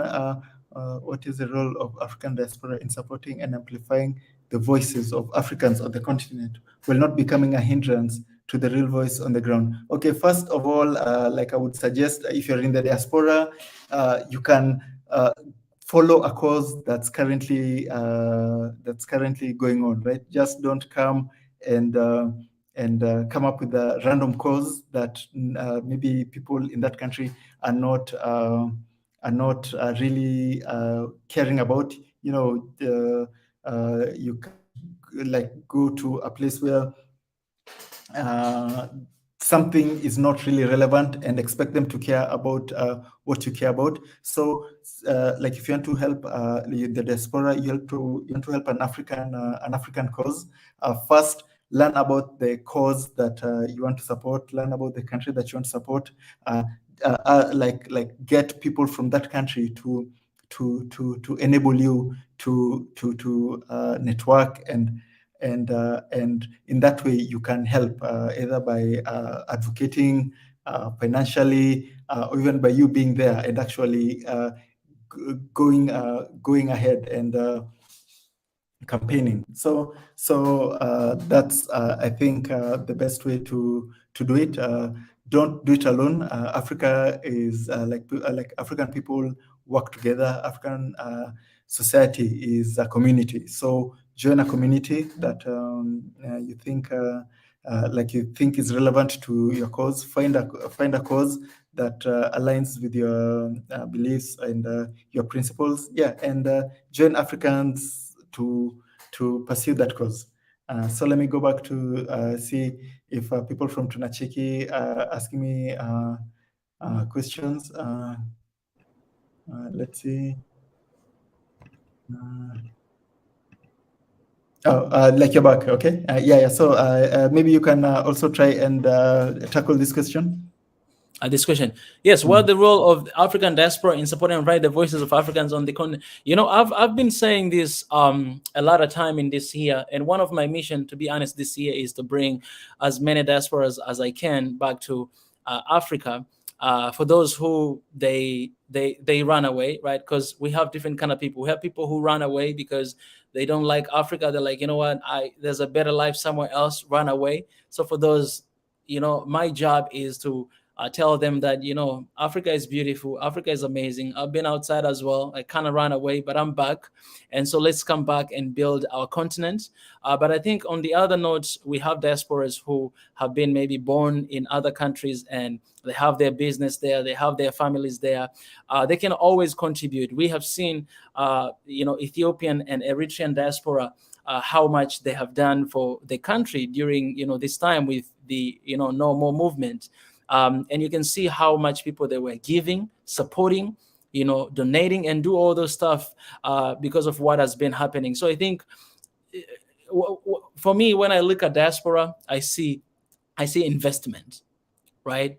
I see investment, people who can actually develop the continent with what they do have, right? We have seen a lot of examples of people, diasporas coming back home and investing in the country. I've seen a couple of videos that Wodemaya shared before on his channel of this one diaspora that he actually built some park in Ethiopia, and you can see like how you can go there and feel like, man, maybe I'm in South Korea or I mean, another country, outside of Africa. But because all these people, they have exposure, and they have different perspective. They have like three eyes: one eye of African, another eye of outside, another eye that is just different perspective, that the exposure eye, right? So I think in that case, they have a big role to play in that way, in funding, in investing, bringing on some ideas, bring on some ideas, because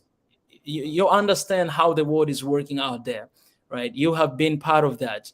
Some of us, we might know it, but through the news, through the media, through movies, that's how we fell in love with, US and UK. But you guys are living there. You actually see the real life, right? And you see, everything that is going on. So I think there's a big part of that, and we can play a part as a bridge, to bring these people back. But not only that, you don't have to be here in Africa to bring about change. Most of you guys are watching here from outside, but you're always here raising your voice, and for things that matters a lot to Africa. So I think in that way, there's a big role to play in that sense. And say Africans on the continent, while not becoming a hindrance to the real voices on the ground. This is another thing. I haven't seen anyone like diaspora who is actually hindering the movements and everything that we are doing here on the continent, on the ground. The matter of fact, I've seen the opposite. I've seen a lot of diasporas actually bringing that eagerness for change in the continent, like bringing a new perspective. That, guys, I can talk about myself, right? When I was living here, I thought I'm going there to pursue a better life, but I lived there for 9 years, and then coming back, I realized that, dang man, home is home, and here is beautiful than any other place I would ever go, right? And so my job is to remind people that, guys, don't go out there to pursue a good life or to run away from your issues, because there are issues everywhere. So I have seen diaspora bringing that awareness that, okay, you know what, we can work on our education system in the continent, and our people, they can actually start here, expand their knowledge, and bring about change in the continent, right? I've seen that. I've seen diaspora changing the continent in so many ways. So I haven't seen the other way around, but that's what I've seen, and I think there's a huge potential, to have them back home. And as you said before, tunacheki, to have these 5 different regions, including diasporas and people from Caribbean, Jamaica, and all that part, to include them, and not neglecting them. That to feel like, oh, you guys, you are very westernized, you are this and that. No, they just have different perspectives about issues that are going on in Africa, and the best thing you can do is embracing them and realizing that these are our people, and we need to welcome them, because in this fight, we need them as much as we need people here in the continent. Great. That's what I would say. Did you get any question there that you want to raise? No, but there's this question by Theo that's very interesting. Yeah. What is it? Is it this? Yeah, by Is Theo. it this one? But yeah, that one. Yeah. Oh, Theo. Okay. Do you think it's possible to mobilize 500 million Africans to participate in Umuganda on a month? Example, Rwanda. If not, what does that say about everything else?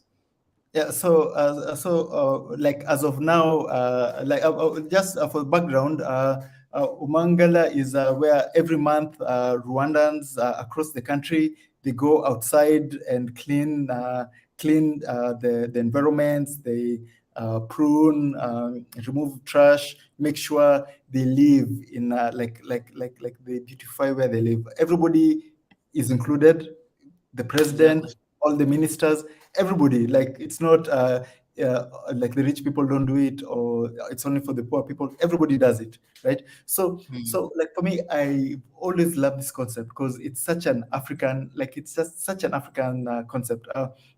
Back like during our history, our African history, we didn't have like trash collectors, or we didn't have like people who dug trenches. It was all done with the community, right?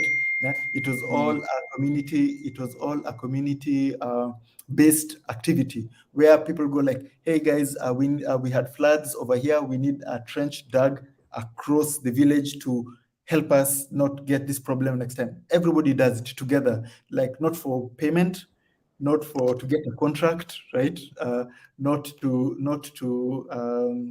like let's call it get favors. Everybody did it because they lived in that community, and that was their responsibility, right? Like even when I talk about leadership and like being a leader for being a leader, not for democracy. So this is the concept of doing something for your community, not because you'll get anything beneficial. Yeah, like you're doing it for the community because you live in that community. So the question is like, how can we get 500 million Africans to mobilize? That right now is impossible because of artificial borders that have been created for us, right? There's the like for countries to coordinate in such a big in such a big way, we'd have to get rid of our borders. So this concept is when we have a Africa, like in the future, this should be a staple of our culture. We should not let this concept go away. And rather than 500 million Africans, I would suggest by then maybe we might be 2 billion Africans.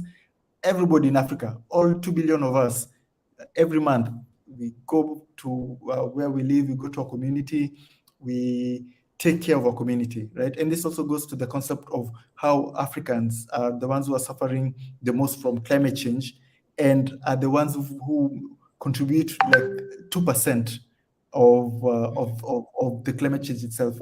Other countries are destroying the planet.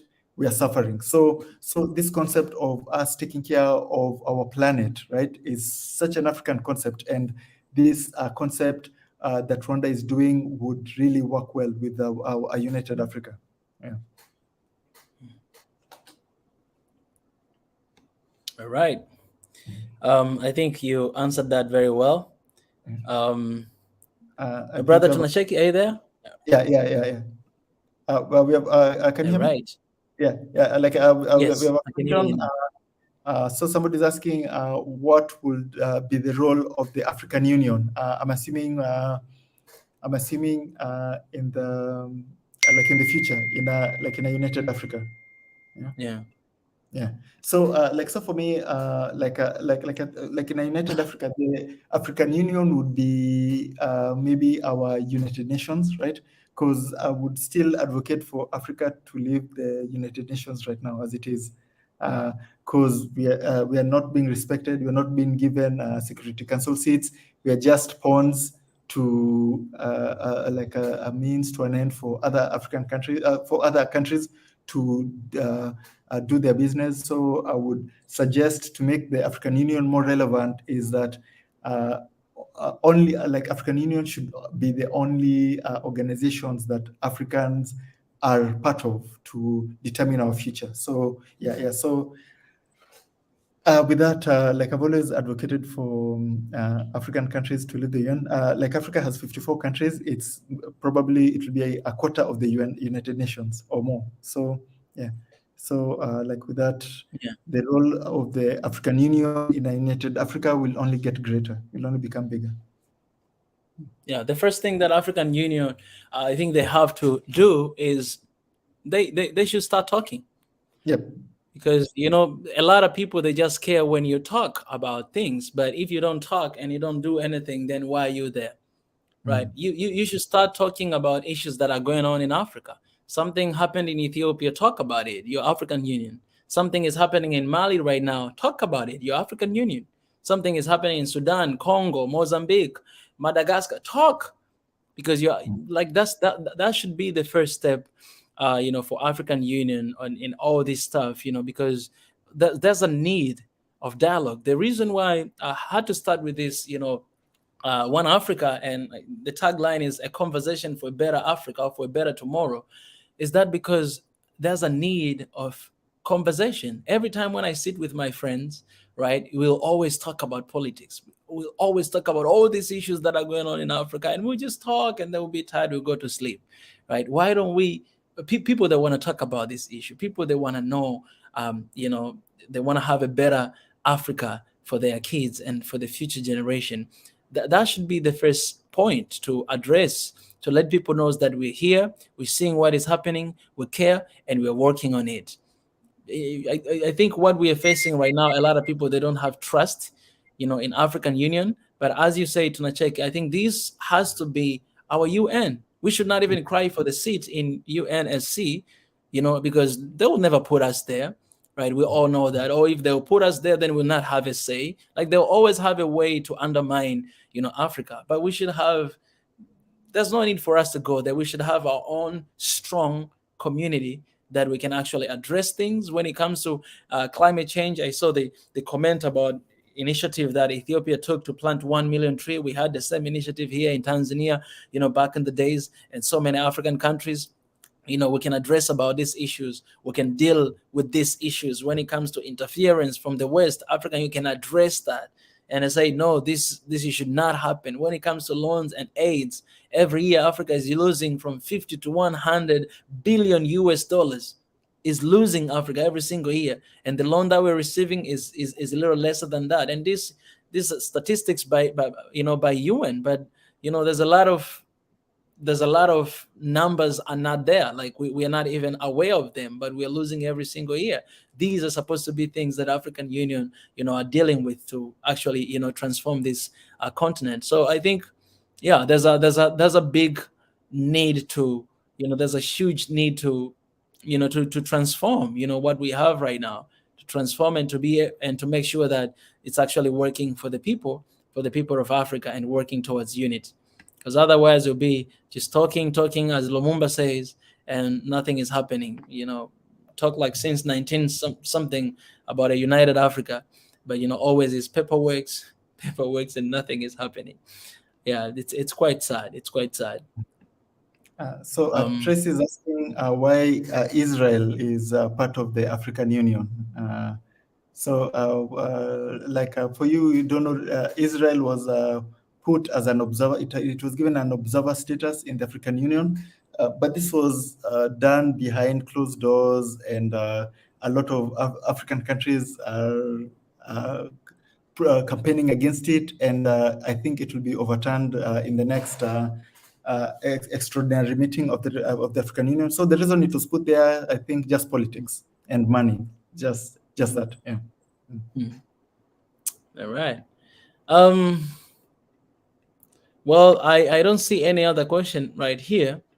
Oh no, I think I had this question. I saw it here. It's a tunacheki. This is to you, tunacheki. Tunacheki. You had a video on P. Kagame sending troops to fight jihadists, but were the rebels really jihadists or simply local folks defending their resources? Shouldn't we be aware of religious division? For me, I think they were neither. They were not jihadists and they were not local folks defending their resources.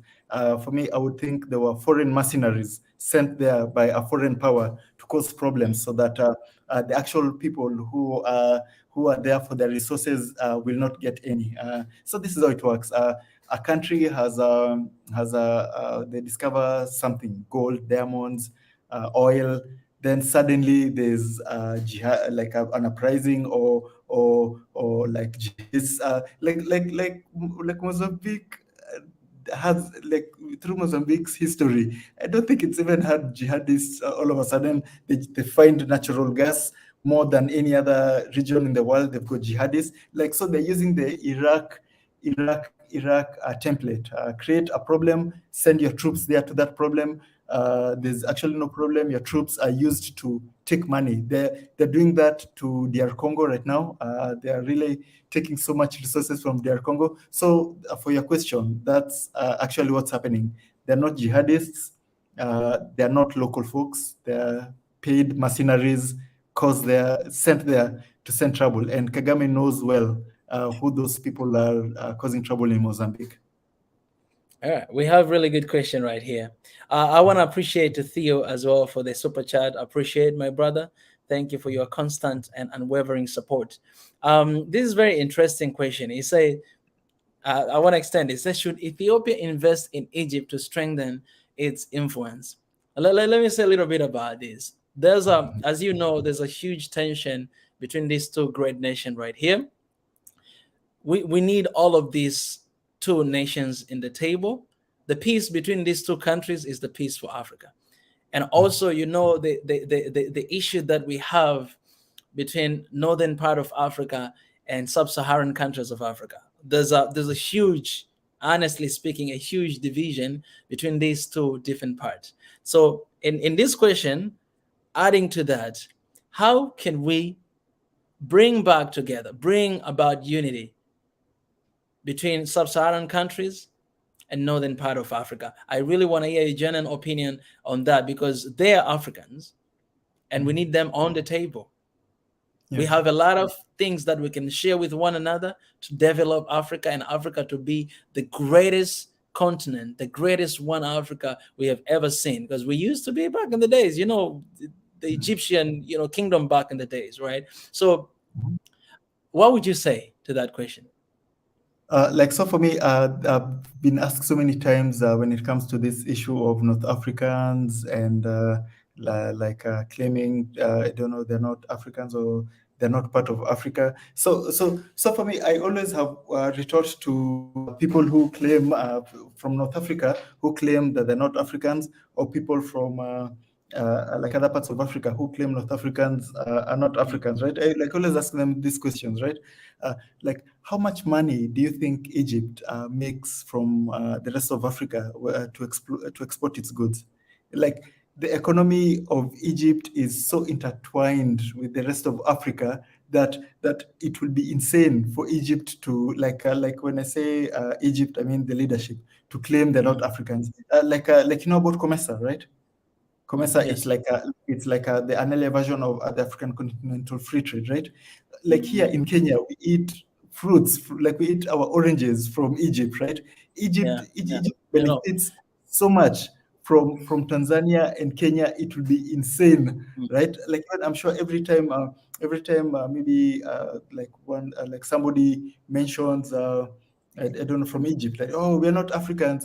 We need, I'm sure the leadership, the presidents, they cringe. They're like, ooh, you're spoiling it for us. They're really benefiting from Africa, and with this, right? You see, divisions are very easy to propagate, especially when you've got external influences like Europe, right? Because even right now, the current problem between Egypt and Ethiopia is linked so much with the United States, right? So Egypt is scared about the Grand Renaissance Dam, right? They go cry to America that, hey, tell Ethiopia to leave the Nile alone, right? The Nile problem was caused by Britain, right? Yeah. So you see, these are problems not caused by Africans, and then we're pushing another non-African country to solve it. The Americans do what they do to try to topple the Ethiopian government, right? So see, problems between Egypt and Ethiopia are not problems between Egypt and Ethiopia. Egypt and Ethiopia have no issues at all, right? It's just other countries interfering with the politics of countries, forcing them to do what they're doing. Britain convinced Egypt the Nile belongs to them, right? It it never did, right? There's all Ethiopia, the Nile belongs to Uganda as much as it belongs to Egypt, because it starts in Uganda, right? If you have a line, it starts here and then ends here. How can you say this? The end is the owner of the whole line, right? It's equally where it starts and equally where it ends, right? But Britain convinced Egypt that this is yours. Take full. The other people below you are subhumans, that kind of concept. It's stuck in them, and they'll have to unlearn that. So with that, the economic relationship between countries like Egypt, Ethiopia, Kenya are the ones that will bring them together, right? Because at the end of the day, when everybody is happy, when everybody has enough to eat, when everybody has nothing to fight about, there'll be less conflicts, right?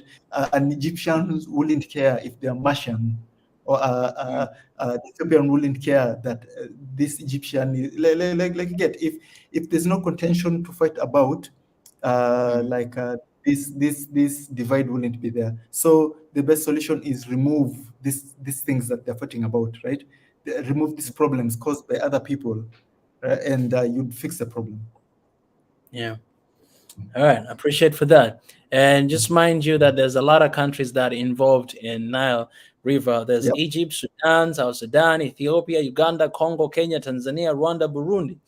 Those are yeah, yeah. countries that are there. Yeah, yeah, yeah, definitely, and they all deserve an equal share of the Nile. So And like Britain can yeah. take their laws and where they can put them, This, right? like this, the Nile River, it should be a reason for us to be united. Because look at how Definitely, many countries are involved there. Like even definitely. God, the way He designed all these water channels and everything, He gave us thing that we share in common, everybody. But it's crazy that things that are meant to unite us are dividing us. Look at religion, look at Mhm. languages, look at Definitely. water. That's what divides us. And all when you look deep inside, it's because of power and because of someone up there who is saying that, oh, this is you, you deserve more, they deserve less. We cannot deal with this crap all the time. I cannot. It has to be the time for us to say, no to that, no to that, And and we share a lot in common. Let's be one. Yes. like there's a time you mentioned that like how they distort the African map to be smaller, right? Mm. Yeah, Yeah, yeah, so yeah. like next question, how does the Nile flow from which country to which country? Yeah, Yeah. from you Actually, when you from Uganda, yeah, from Uganda yeah to from Egypt. down, it's going up Technically, there. Yeah. technically, the world of the map of the world should be the other way around, right? Yes, You know, exactly. yeah, that that's the right that's the right way because how Really? many rivers have you ever seen flow up a hill, right? Yeah, so No, no, yeah, no, so no. yeah, yeah, There's no so such as a in thing. like as in they distort so much about where we live, our home, even even where we like how we draw where we live. It's been Mm, distorted and being falsified and being used as propaganda, right? Making Africa yeah. smaller, putting it lower, right? Like Africa is at the top of the world, Yes. Mm, right? yeah. Right? It is. Africa is at the That's top. They it they is. switched it, made it smaller, less Mm, significant, so we feel that yeah. way. Yeah. So Yeah. And that's what we've been saying ever since we were a little kid, and we believe it. Right now, a lot of us we definitely. don't know that Africa is actually bigger than the way it looks like. And Somebody here, yeah. yeah, someone here is asking, what resources can we use to learn Swahili? For this one, I'm not gonna answer right now, Pi. I'm preparing an amazing conversation with Imani, actually, someone who is an amazing advocate of Swahili and the continent. I'm preparing a session. This guy, he will come here and share everything you have to know and why Swahili should be an African spoken language in the whole continent. I've been talking with him behind the scene, and we're just finding the right time for him to come. We're supposed to have that session actually this week, but maybe we'll have in the weeks to come because it's at night, and 9 p.m. it's kind of like too late for him. But we'll figure out something. Um, Okay, let me see here. There's a lot. I appreciate for everybody who is commenting here. There's so many comments that I might not be able to go through all of them, but I appreciate the conversation that is going on down there, both here and in tunacheki. We love you guys uh, for the all support Yeah, that you guys are showing. yeah, and also to remind our Tunachiki followers, please make sure to subscribe to Swahili Nation. Like he's got great content, and he's producing the content. Like there's so much content. So believe me, you need you need miss new content to watch, right? Yeah. So you just check out like his streams. Like I enjoyed your stream for like Wongel. Like we Oh were with yeah, that with. Yeah, like in Ethiopia, and it was a great experience. So yeah, just keep yeah, on keep on coming. Like I can't wait for the Imani one. So just yeah. keep them coming. Uh, on the same note, let me remind Swahili Nation family as well, guys. Tunacheki, we're one Africa. So go there, support the channel. If you haven't subscribed, do so. If you've already done, that's beautiful. That's amazing. and do that. We have to become one. I would love to see the conversation of Tunacheki and Swahili Nation people, people from there. I would love to see those conversations going on, and we're mingling. Actually, in that note, this is another thing that I can do. Another thing that I can do. First, creating that WhatsApp group, bringing all of us together, and we can share ideas and talk and discuss and have all this meeting. But another thing, I can prepare the live stream, just like what we're having here with you, with all the YouTubers, and whereby I know this one is being streamed live into Nacheki, and other YouTubers as well. They can stream in their channels, and we can have something like this to talk and to just have a moment to chat with one another and receive some questions from our people. Allowing like people from Swahili Nation to ask questions, so people of Tunachek, or Wode Maya, or Make Africa Great Again, and all these Wangle and another great YouTubers that we have out there. I can have that moment. I think that would be amazing. That would be amazing. You can have online conversation like that with our people from all over the continent, but also can have face to face one day, when we get that chance. That's something that it can be done, and I know a lot of people, they might be open to that, and I know Tunacheki already open to that, right? Yeah, definitely. You're my real brother. um so there's another question here. Is hey,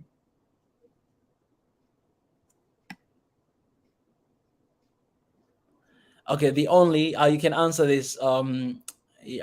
Tunacheki say, so Egypt decided to sign some agreements with Britain about the ownership of Nile River. That's what he's asking. Is that question? Yeah. Okay. So, All like, right. is it like asking or is it a clarification? Oh, it's a question actually. The Uh, only his. yeah, yeah. So Happened a long if I time can, ago.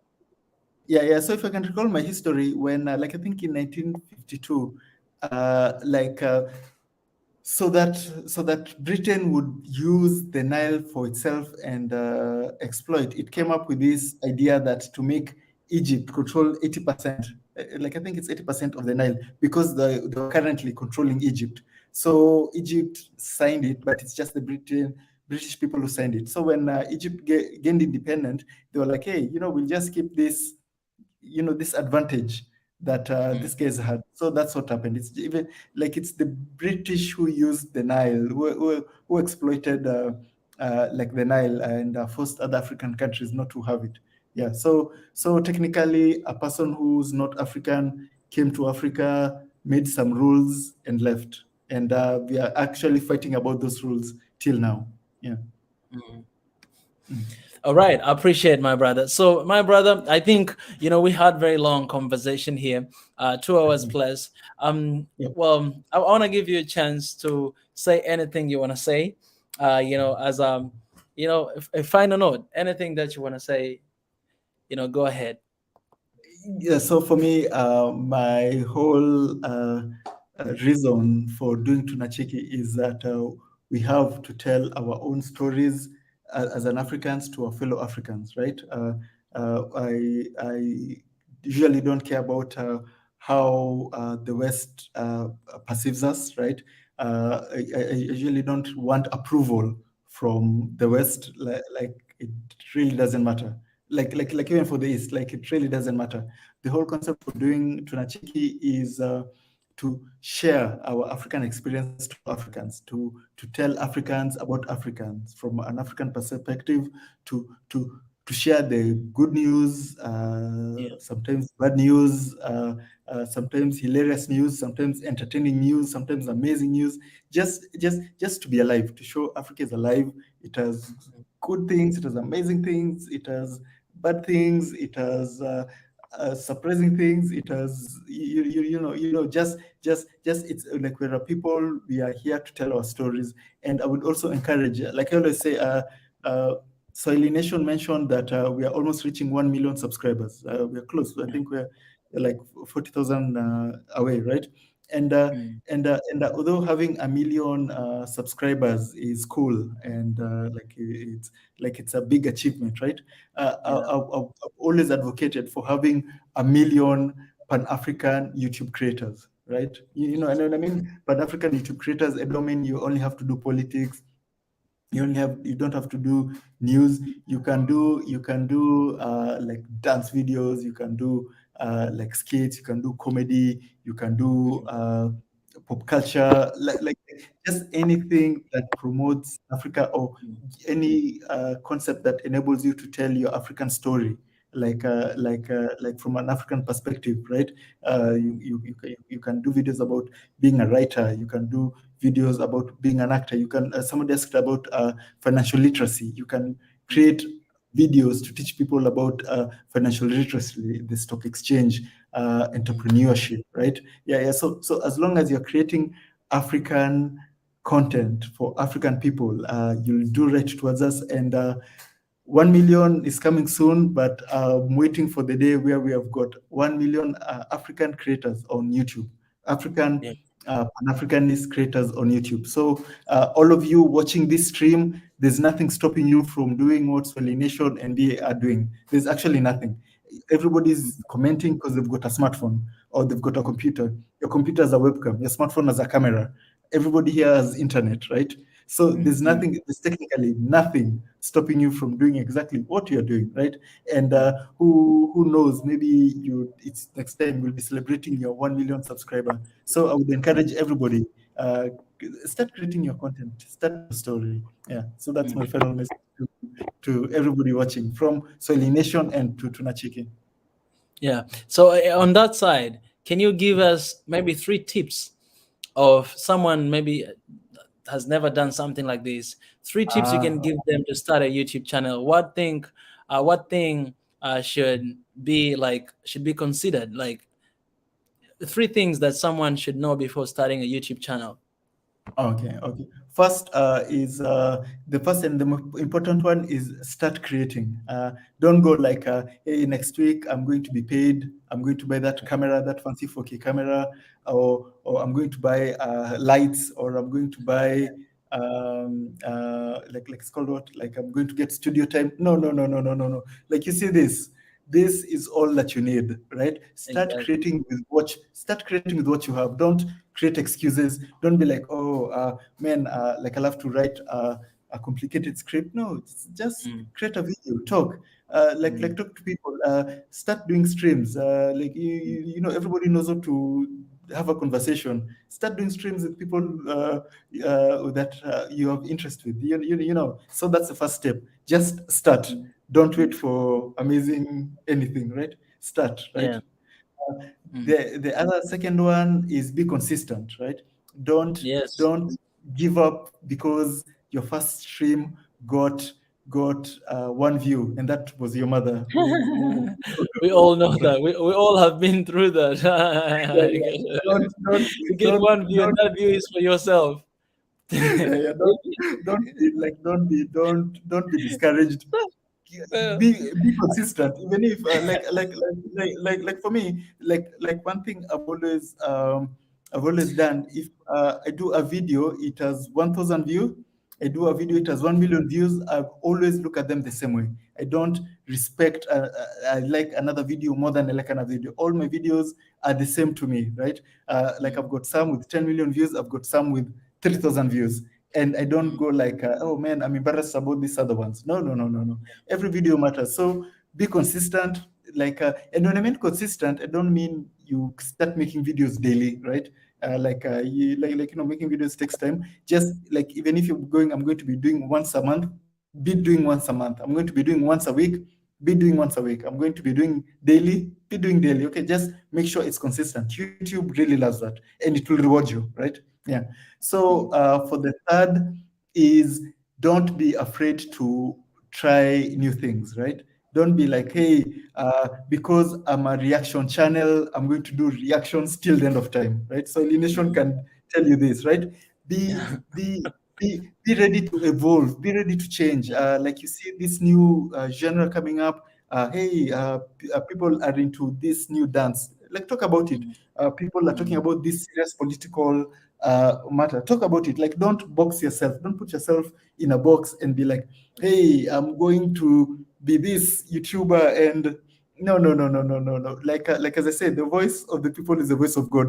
If you yeah. start making content about what people want, people will start watching you, right? Don't make Mm, content about like things that you think people will want. Make content about what people tell you in the comments. Hey, did you mm, hear about what's going on in Ethiopia? What are your thoughts? Yeah, start making videos about Ethiopia. Start doing mm, a history explainer about how Ethiopia got to the point where it got. Start explaining what mm, these acronyms are, like mm, TPLF, OLA.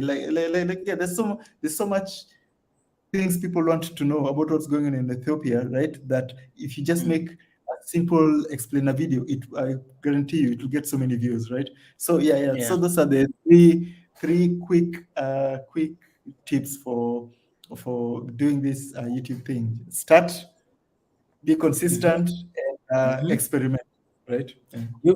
You definitely stole consistency from me. I want to add three more things, but those are powerful, and I think every YouTuber you see out there, they went through that in different ways, and they are where they are today. For me, I want to add about be authentic, all right, with your content, what you say, what you do, because usually people are attracted towards that, and as well, be yourself.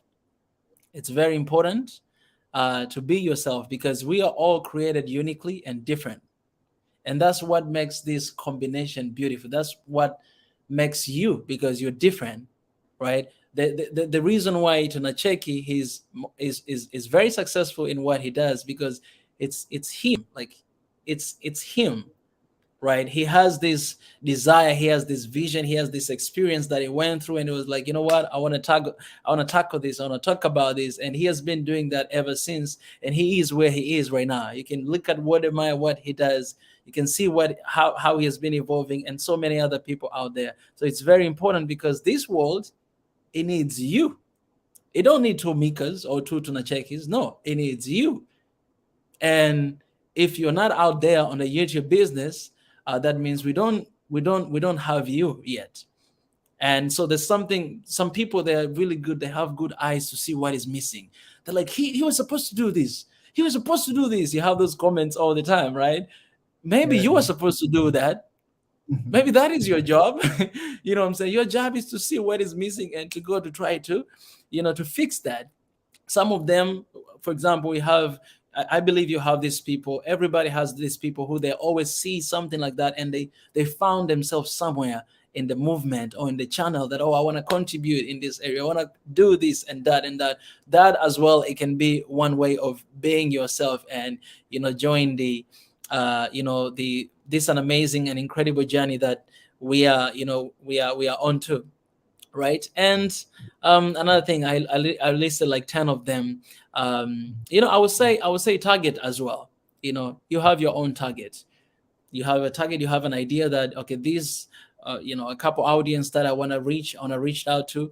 And so once you have your target, then you know how you're supposed to address that, what you should say. It all depends on the target and the people that you want to reach out to. And I think one of the strategy that sometimes I do, and it happens, like I see the problem and I'm going to address that issue, like I'm making a video about this issue that is happening, right? But sometimes, we gotta be honest that we make videos. We don't see issue, but we just make videos, of all these ideas that we have because we want to see something happening, right? Not because we've seen anything, but it's just because, we have this. There's this voice inside of you that, oh, I think, this should be a topic, or this should be something that you can talk about. So you can do however you want to do in that way, and I'm telling you, you'll be successful. Until today, by the way, check. I'm still using my phone. I still don't Yeah. have camera. Yeah. Yes, I'm still using my phone. I still don't have camera. Right now, I'm using my notebook camera here. So that's how I've been doing for all this, for the past 2 years, with Mhm. with this particular channel. All right. So I appreciate Tunacheki. Thank you so much for allowing me and allowing us to have this conversation with you. It means a lot. You are such a humble person, and I just want to appreciate you for all you do for the continent, for our people. And I think this is just one way to collaborate. I'm gonna definitely visit Kenya, and when I come Yeah. there, I'm gonna meet you. You're my brother, and we're gonna have more conversation to come. So I want to appreciate you for all you do and for this conversation of today. Thank you so much, my brother. Uh, Thank you for having me. I really enjoyed the conversation. Yeah. Appreciate. So before I let you leave, we always hear. I don't know if you're open to that. We always pray, at the beginning and at the end. It's kind of like it's kind of like our taboo that we have we have initiated here in Swahili Nation and One Africa. We acknowledge the difference of religions out there, and that's you know and we know that this is one of the reason why why our community and our people are divided sometimes because of that, but we are always addressing that this it should be the reason for us to be united.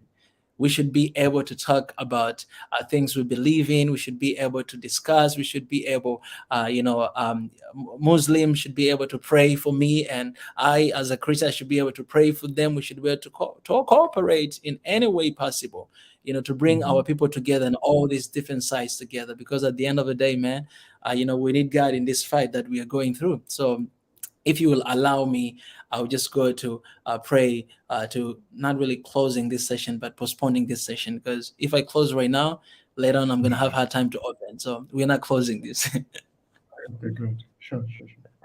All right, if you're okay with that, I'll just go ahead and and thank God. God, I thank you for the conversation that I had today with tunacheki and all Africans inside the continent and outside the continent.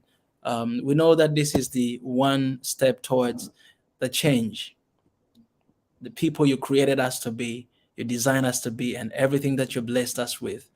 We just pray that everything that we talked about, this will just be the beginning, and you continue to speak to us, give us wisdom, and the content that we produce, and the audience and people that will reach us to. We pray that God, they will be impacted, and influenced in a way that it will bring all of us together to stand together for our people and to stand together with our people and for our people. So I thank you so much for what tunacheki is doing. I continue to be with them. I thank you for what we are doing and all our brothers and sisters around the continent. Keep us safe, give us peace, unity, and loving one another. That's what we are asking from you. Help us in this movement, in this call, in this fight, to keep our heads straight and not to be distracted by anything out there that's going on. Keep our brothers and sisters safe, those who are struggling with, COVID-19, with different crises. We pray for them and remember them. I pray all these things in your name. Amen. Amen. All right. Tunacheki, I appreciate my brother. I love you. I'm gonna have a lot of calls of with you outside of this. Yeah, Um, definitely. Allow me to disturb you, but I appreciate for all that you're doing, and thank you so much for Tunacheki family and Swahili Nation family. Let's keep this unit going on. Thank you for watching, and make sure to subscribe to Swahili Nation. Okay. I appreciate my brother. Thank you so much. I'll let Okay, you thank go for now. Appreciate. you. Bye. All right.